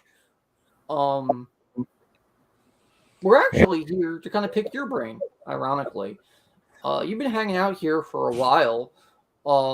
We got Hey, no funny mind spells. don't look at me. I'll sit down. I'll hand him a bottle of whiskey and sit down with him. All right. And look, Carlos, if we had half a mind, right, we could probably kill each other, you and me. But neither of us have half a mind to do so. Yeah, it never caused me any problem. That's what I thought, right? So, but like, that's my point. Let's not cause each other any problems. Like, let's work together on this. You've been down here a while. Why not? No, what do you want? Well, I want to know, hey, can we, your forces and ours, combine? Mutual benefit. You want to join up with our company? Yeah. Well, I'll have to go talk to the captain. You want to wait here? Absolutely. Sure. Hey, listen. Sometimes the monsters, they get stupid and they try and rush the portcullis here. And he points over his shoulder. There's a kind of nailed to a table. There is a 3-shot arbalest just sitting there, loaded with its windlass pulled back. And he says, "So, I mean, but the point is, sometimes they rush up the hall. So the pit trap gets some. Sometimes they bring boards and all that kind of nonsense. Maybe wait out in the cistern, because I would hate for you to get trapped up against this portcullis. I mean, Well, I'm gone. If something comes, I'm hunting you." well, why don't you just let us in behind the portcullis and we'll kill whatever comes our way? Oh, no can do. No can do. It's not my call, right? It's the captain. He'll come and talk to you. All right, well, You can wait here. It's up to you. You look pretty formidable yourselves. You could take down anything that came rushing up the hall. But yeah, we'll hang out. All right. He departs. As you look north into the chamber, immediately next to the portcullis, there is a curtain, and he ducks behind that, and you can hear his footfalls as he departs. So, was Carlos evil, Paladin? You had plenty of time to stare at him. You were well within range.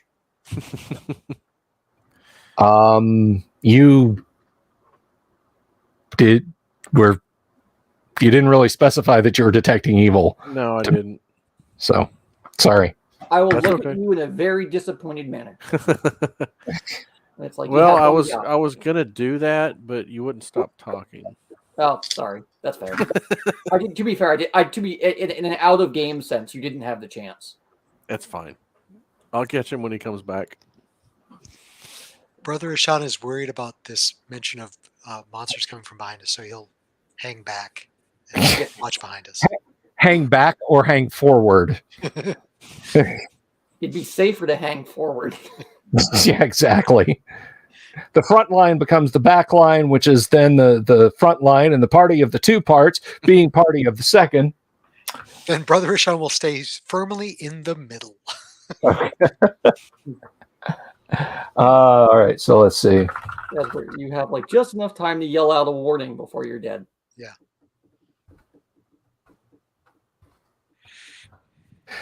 Just remember the warning cry. What's that? Oh my God! Crunch, crunch.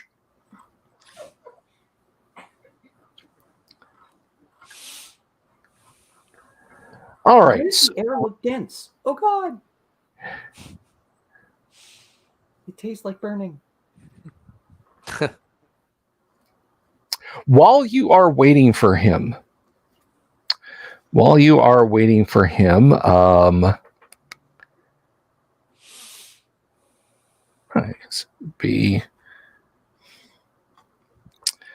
me just do this real quick. A little bit of housekeeping, a little bit of bookkeeping real quick. Is anyone doing anything? Or are you setting a watch? Because, I mean, it's not he dips down the hall and 5 minutes later you hear boot steps coming back up. He dips down the hall and you hear his footfalls going away. He's whistling a jaunty tune as he strolls on down the hall. Yeah, I'll go ahead. I'll watch. I have dark vision, so we don't need to light a torch or anything like that. And Turgo's got that ring, so no, actually, he's an elf. So yeah, we'll both sit there with our dark vision and keep an eye out. Okay. There is a twittering and a shrieking coming from down the hallway behind you. From the cistern. From the cistern, so in front of us. From the cistern, in front of you. Sorry, yes, in front of you. Turgo says, I'll head up there. Put your light sources out. This might be some kind of trap they've sprung on us. That'd be likely. All right.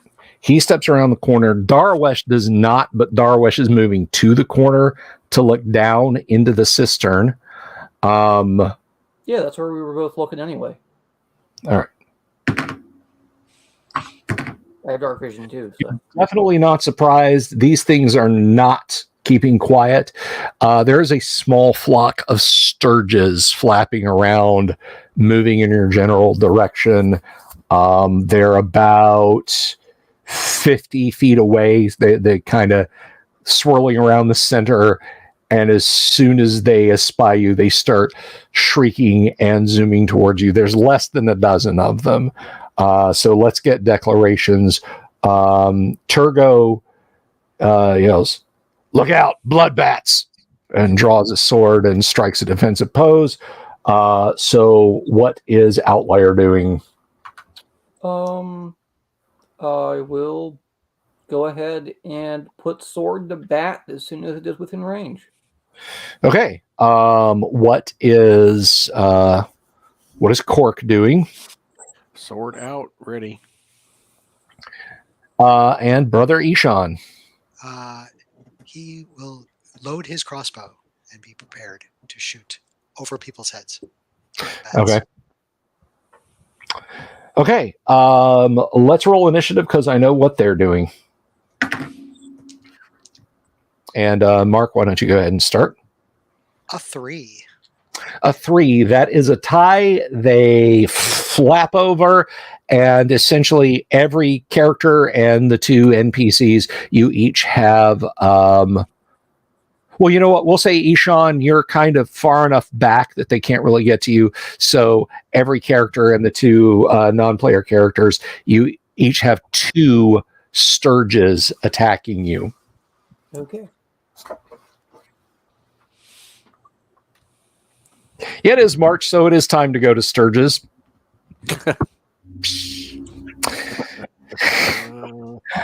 All right, so they spent their round moving to you, and no, these are not sub 1 hit die creatures. So why don't we go ahead and get melees from you guys, and I'll roll for Turgo and for Darwesh. Does a minimum of 11 damage kill one, by the way? Yes. Okay, so I'll just roll to hit. One's dead. Okay, Darwesh missed and Turgo missed with both of his attacks. Cork. I missed. I'm sure a 2 is not a hit, so yes, I guess. Okay, Mark, are you firing into melee? Please, yes, please, yes, please. Damn. Tiny little fast-moving targets, big chunky players. Thwack. Ow! It can't kill any one of us, though. Okay. Well, I know what the hungry Stirges are going to do in this round, so let's go ahead and roll for initiative. Baron. A 4. A 4. Let's see. And I very wisely elected to drop my D6 on the floor, so I will have to bend over and pick that up. Hey, you don't see casual dice falling on the floor like that in other live stream D&D games. No, it's all scripted. I'm kidding.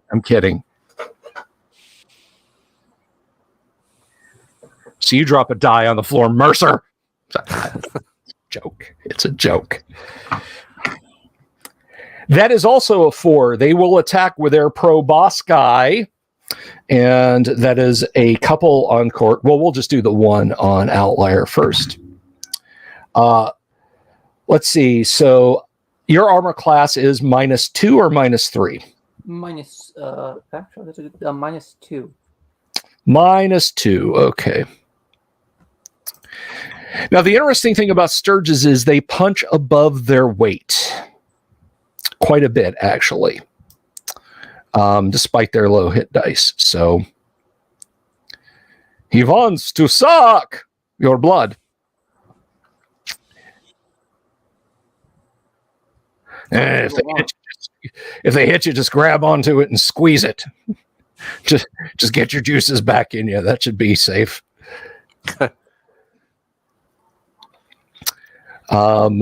D&D's version of Lyme disease right there. Yeah, Turgo has heard of Lyme disease, but you know. All right. Well, I guess for giant mosquitoes, I guess it'd be malaria, but. Oh, it could be any host of things, or any number of things. Let's see. So, yeah, this one is like furiously trying to fit its little proboscis somewhere under your armor. So we'll roll for Darwesh. Ooh. Okay. So. Yeah, Darwesh like brings his shield up, and 2 immediately go under that, and he is crying out in pain. Turgo,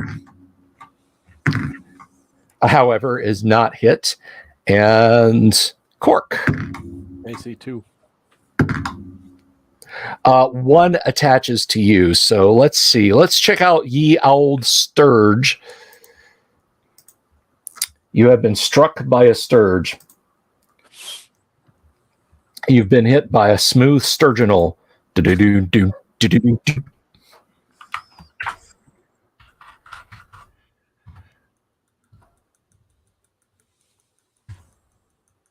don't remember the discussion exactly precisely. This might interest you, Kyle, but Gary explaining where he got the name Stirge. It's rooted in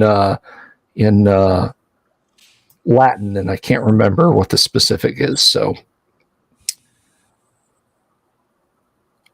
all right. So 2 and 3. Oh, okay. So, yeah, that is again for Darwesh. He is crying and not crying, but you know, he's crying out in pain as these things are stabbing him with their sharpened beaks. Party attacks. Well, how much did I take? Oh, that's right. Sorry, 1 did get you. 2 points. Okay.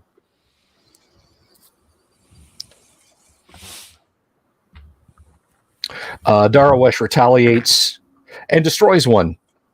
So he just goes over and just smashes it with the pommel of his sword.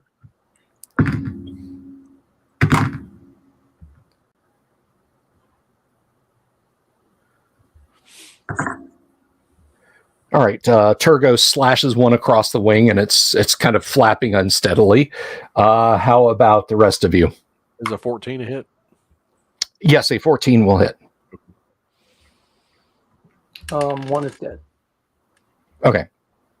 12 total. That will destroy it. So that's 1, 2, 3, 4 of the 8 are dead. Is Brother Ishan firing his crossbow? Not into combat. He'll move up next round and punch a bat. Excellent. Is Ishan going to have to punch a bat? All right. Let's roll initiative, please. And we are over to DK. Okay. Party will almost certainly go first. They will not. Oh, it's an initiative tie. I rolled a 1. Yeah. Yeah, so that's 2 more points from Darawesh, and he's swooning, but he's still fighting. He will counter at the appropriate time, I should say. He will counterattack. That is a miss on Turgo, and one lights on Turgo, and gets him for a point. And the one that is on Cork inflicts another 1 point of damage. And let's see, that was 1, 2, 3. There's one more. Oh, Cork, you haven't. Oh, no, you did slay all yours. So I got one. I don't know how many was on me. I got one. Okay. Well, the last one misses one of you. So counterattacks, please. Okay. Would it be from the Latin stigmare, maybe? Possibly. Brother Ishan punches one. I rolled a 16. I believe that will hit. Okay. For 2 points of damage. Stigmare means to brand. Wow, 4 points? Yeah, you just... I'm sorry, how much? 2. Oh, 2 points. 2 points. Okay, so yeah, it reels and is like kind of flapping drunkenly around you, but you definitely, like one of its 6 little clawed legs is just kind of hanging limply there. Does AC 5 hit?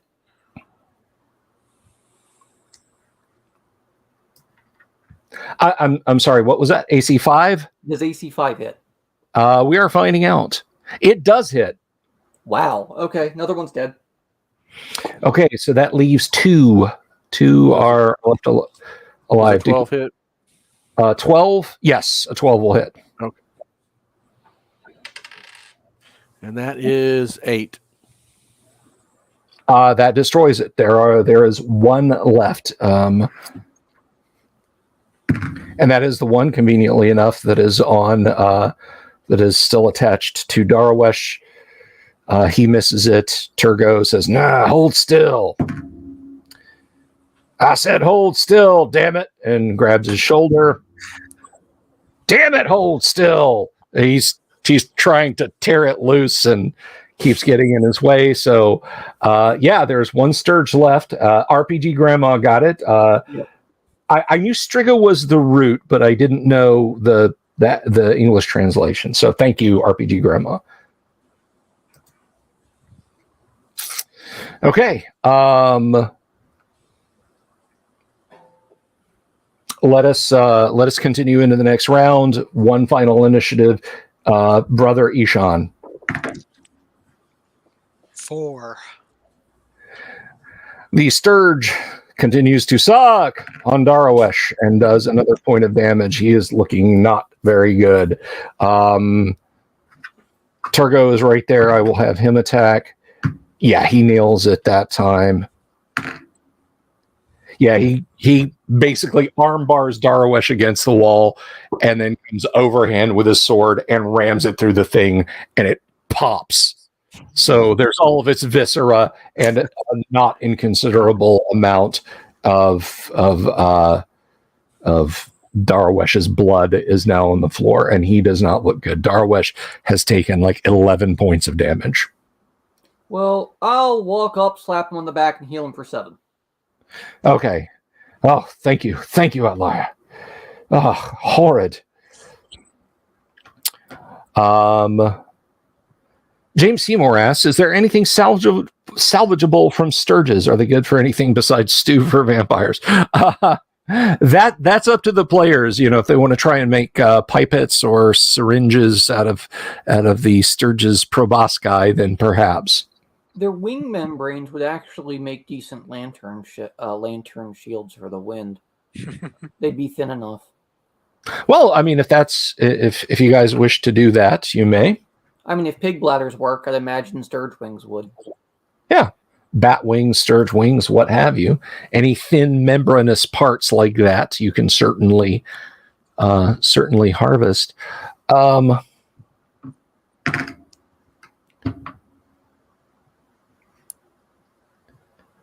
But no. So let's see. As you are waiting, or rather after a bit of a wait, I should say, me am English goodly. After another turn or so passes, you hear many folks approaching from the west. The curtain pulls back. There's Carlos, and he says, "Hey, there you! Oh, wow! What happened?" He's around Stirges. Oh, those are the worst. They come up from the cave sometimes. It's terrible. They get between the bars. Man, such a mess. There is a very large man with a bushy black beard, a conical helmet, and a big axe on his back. He basically looks like a hyperthyroid dwarf. Like, what if a dwarf was 6 feet tall? Giant dwarf. Awesome. I'm hung up on conical helmet. Like, Jumbo shrimp. you mean like wizard's hat, but just it kind of comes to a point. Oh, like a sugar loaf helm. Okay. Sure. He says, "Well, Carlos, are these our guests? He said you wanted to join our band. Is that true?" I have a proposition for the two of us to work together. Yes. Brother Ishan leans over to Court. Yeah, I'm concentrating on these guys and detecting the evil. They are not evil. Okay. They are not. And he says, "Well, if you want on this side of that portcullis, you're going to have to pass those weapons through. One at a time, butt end first."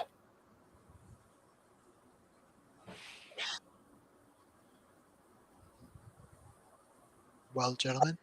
I'll look back at the paladin.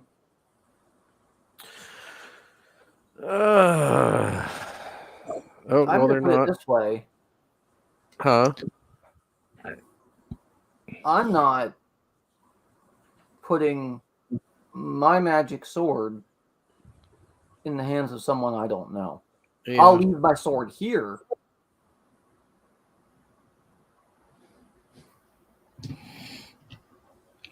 You've got that mad charisma, so let's see if he finds that to be reasonable. I'm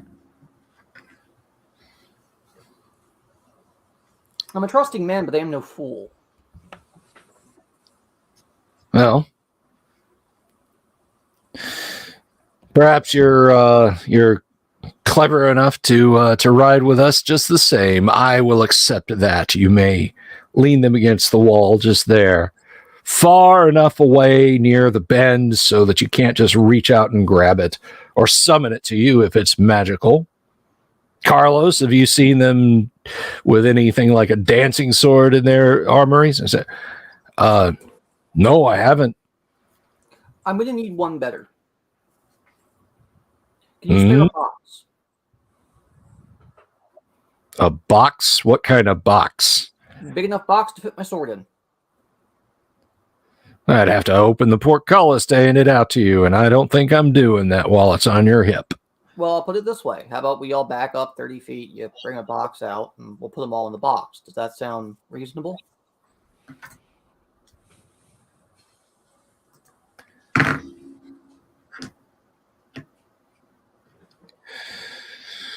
All right, I suppose so. I don't want a kobold running off with my sword. I'm kind of very attached to this. The paladin's very attached to his. Fair enough. All right.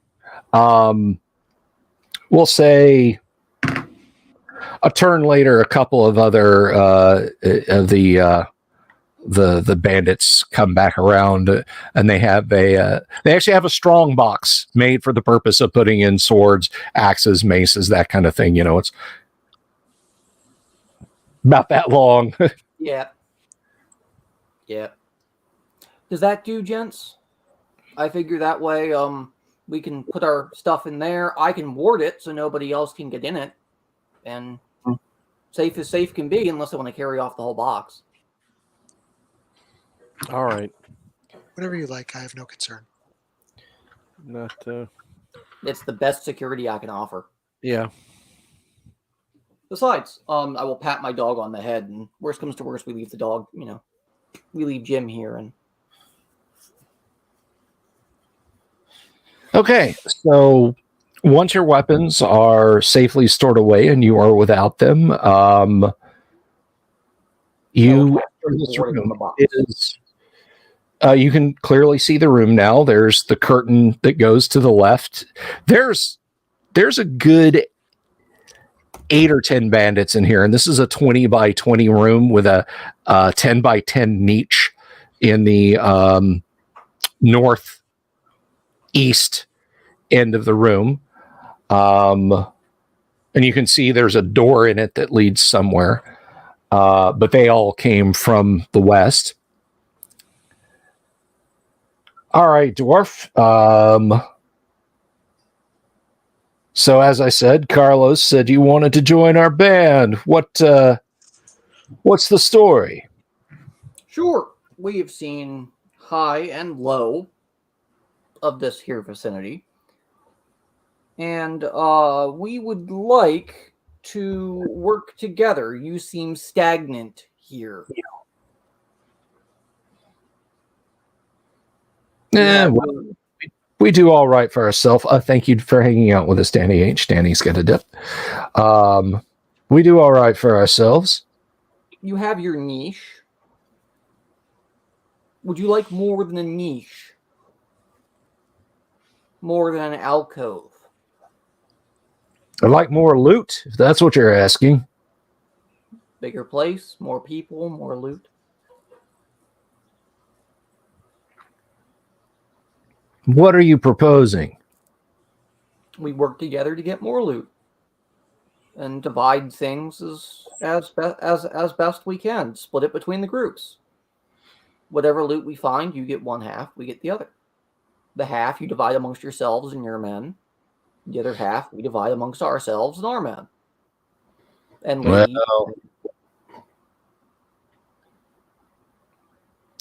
you got to understand, this is our lodgings, shall we say. We make this old castle, and it's the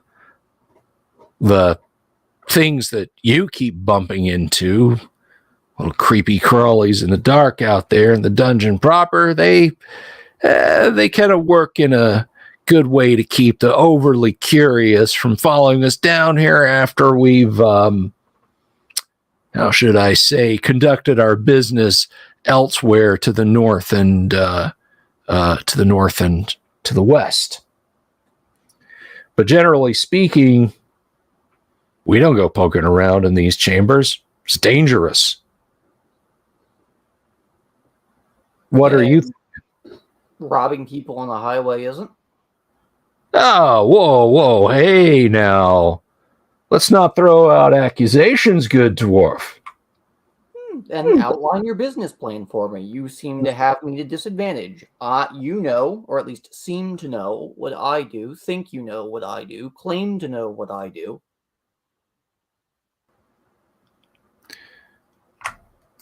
We're no brigands. We're no murderers. It's just, certain... There's certain excises and fees that perhaps the occasional caravan forgets to pay, and We like to cut out the governmental middleman and make sure that that money finds its way into the hands of the working man. Is this against the cut of the jib of my god and an out-of-game context? So they're neutral. Yeah. They're not evil. Let me back up there. They're not evil. They could have a Robin Hood approach. They could have a, we're basically mercenaries for hire. We just happen to hire ourselves out right now approach. You don't know much more about them than what you've gathered from the conversation. Mm-hmm. As far as how your god feels about banditry and that sort of thing,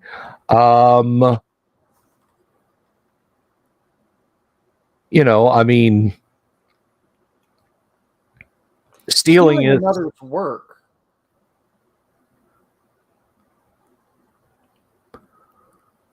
good. No, coinage is one thing. Stealing coinage is one thing. I would think maybe stealing another's work would be a crime. I mean, at least what you've seen so far, this is not like some vasty warehouse full of bolts of cloth and bags of bags of wheat and that sort of thing. So, well, so are they open to? I guess I'll turn back to them. Look at the party and look between the party and him and go, well, offer still stands if you want to get more money, liquidate more funds in this instance. It's the offers here. I see that we could probably join forces, work on just one of the lower levels and see what we get. If anything positive comes out of it, as I said, we split it. And if you want to take those proceeds and give them to the poor or give them to whoever, and once again, cut out the government middleman. Have you been down Yes. to the lower levels? There's some terrifying stuff down there. And he pats you on the shoulder in a friendly way, and he's not condescending. He says, "Friend, I once had lofty ideas about me and the lads looting the galleries. We thought we'd knock over some goblins, tussle with some orcs, maybe the occasional ogre. We could overwhelm them in numbers. I have seen things in those lower levels that would scare the beard off of you. And I've only been down. Carlos, how far did we go down before we had to pull back?" He says, "I don't know, Hefe. We were gone for 3 or 4 days."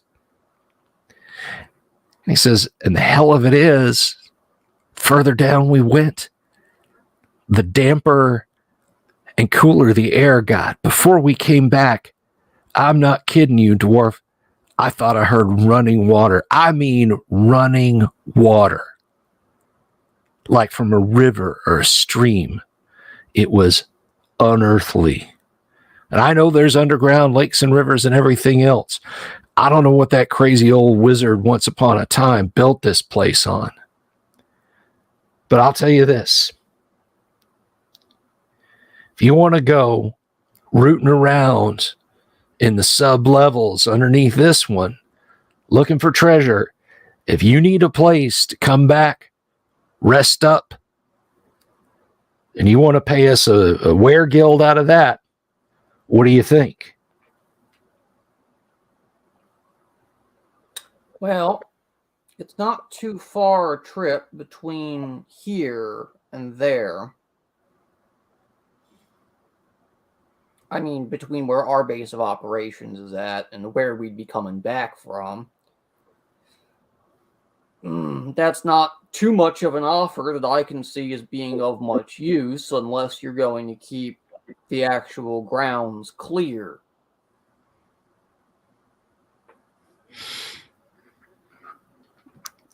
You keep the grounds above clear so that we can have a free pass to come and go in a little bit more safety and not get jumped by giant spiders or frogs or packs of rats or that house full of zombies or... Yeah, what is it with that place? We were gone afield for a fortnight. We came back and somebody had burned the place down, but when we came back, somebody had come through and started rebuilding the damn thing. So what do you think? Nominal fee to start just keeping the courtyard clear? How's that work? Well, I tell you what, my boys will take 200 gold for a fortnight, and I'll send a company of men. Actually, GM, he says, I'll send a platoon of men up, and they'll keep wolves, wild dogs, whatever comes roaming around. I'll keep them out and keep the way open for you. What do you think? I'll turn party. Now the offer comes to you. I've talked us into this deal. We can still take it, and we can take it or we can walk away. What do you think? I'm curious. Do you know where he's talking about? There's running water. How? There was. We've explored as far down as about sub-level 3. However, there was a lower level that they had gone down beyond that, far beyond that, where there was an underground lake, I think, and a dragon. If you know where the location is, then I don't see it. Perhaps it's useful to have him guard. I'm not sure if I wish to be working or hiring a band of... they're bandits. Yep. It doesn't seem appropriate to me to be working with them. But if you wish to hire them to guard the upper area, I would have no problem with that, I guess. Put them to honest, good labor. That's kind of my idea, right? I can't kill them. And this is sadly like there are like 3 lines of thought for Outlier, right? Is it evil enough to murder? Is it evil enough that, or not evil enough that I can rehabilitate it? Or you're fine. Right? And these guys are neither require rehabilitation nor murder. They're kind of just one tick that way. They're not quite fine. They're not evil, and I have yet to see if they've actually done For those of you watching at home, I have my not quite finometer here. It is currently sitting on 21. So right there. What do you think, Cork? Yeah, Paladin? If I can adventure with Turgo, then I can hire these guys to keep a courtyard clear. Yeah, if he can adventure. Hey, what the hell's that supposed to? Well, I resemble that remark. I tell you what, it's nice to know that we have a friend here in the sense that let's do it this way. I tell you what, should we find ourselves in this area and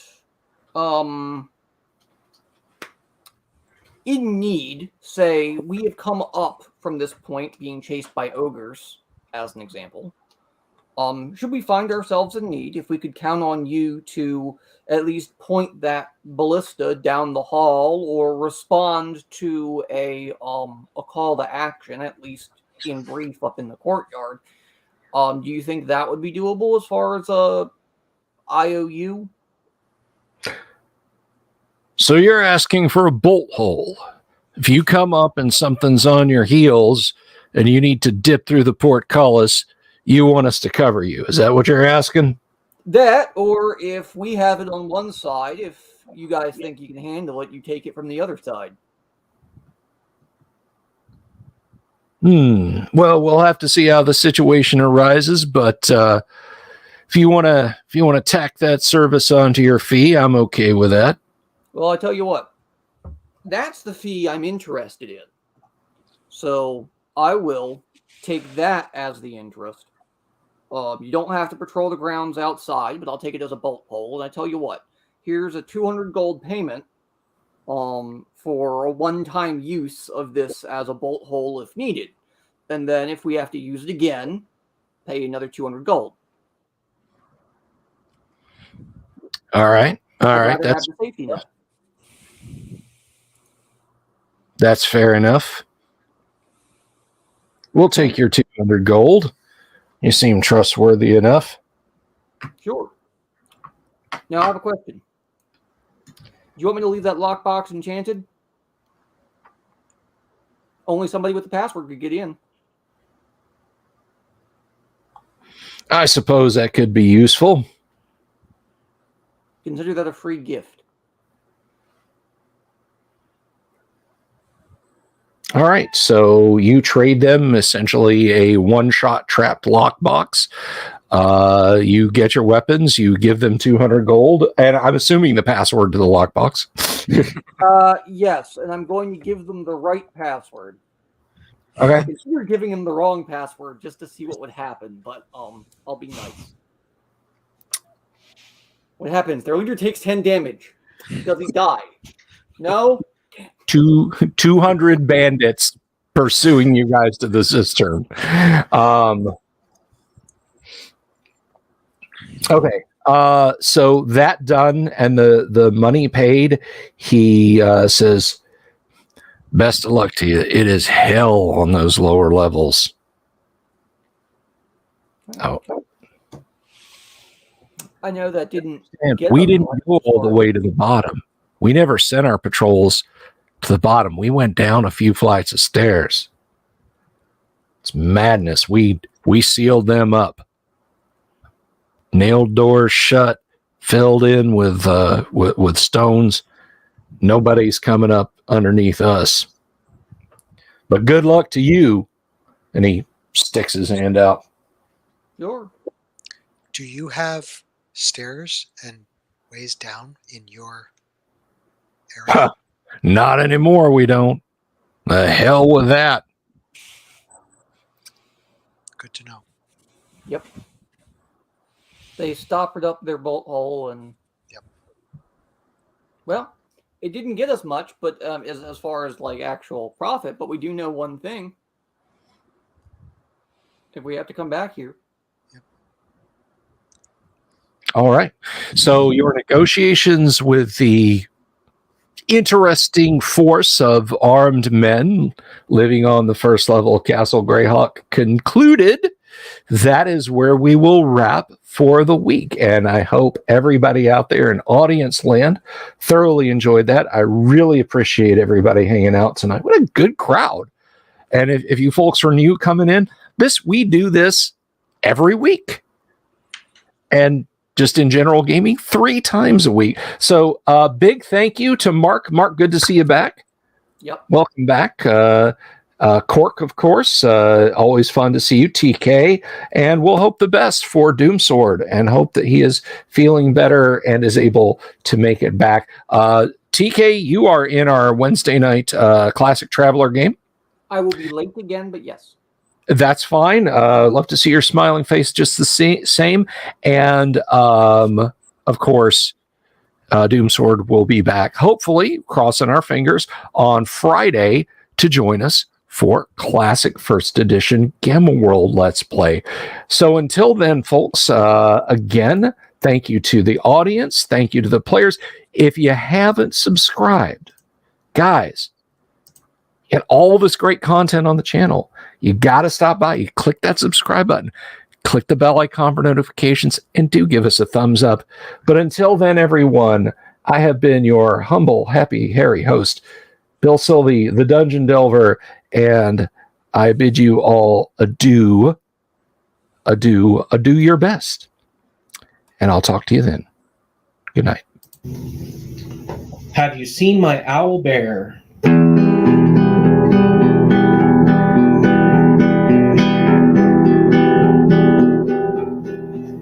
goodbyes to all the weirdos everywhere in the woods and in the air. Have you seen my owl bear?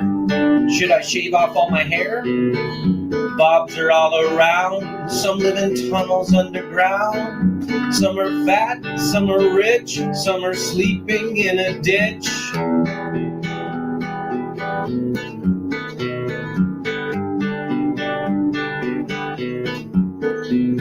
Can you ride a crooked horse without a saddle way off course? Naked as a toad all the way to Smoky Joe's. Have you seen the little creep driving fast in his little green Jeep? He smells like fish and brandy, but his rotten teeth look dandy. Take me to the show, I don't care if fast or slow. From action flicks to dancing dicks to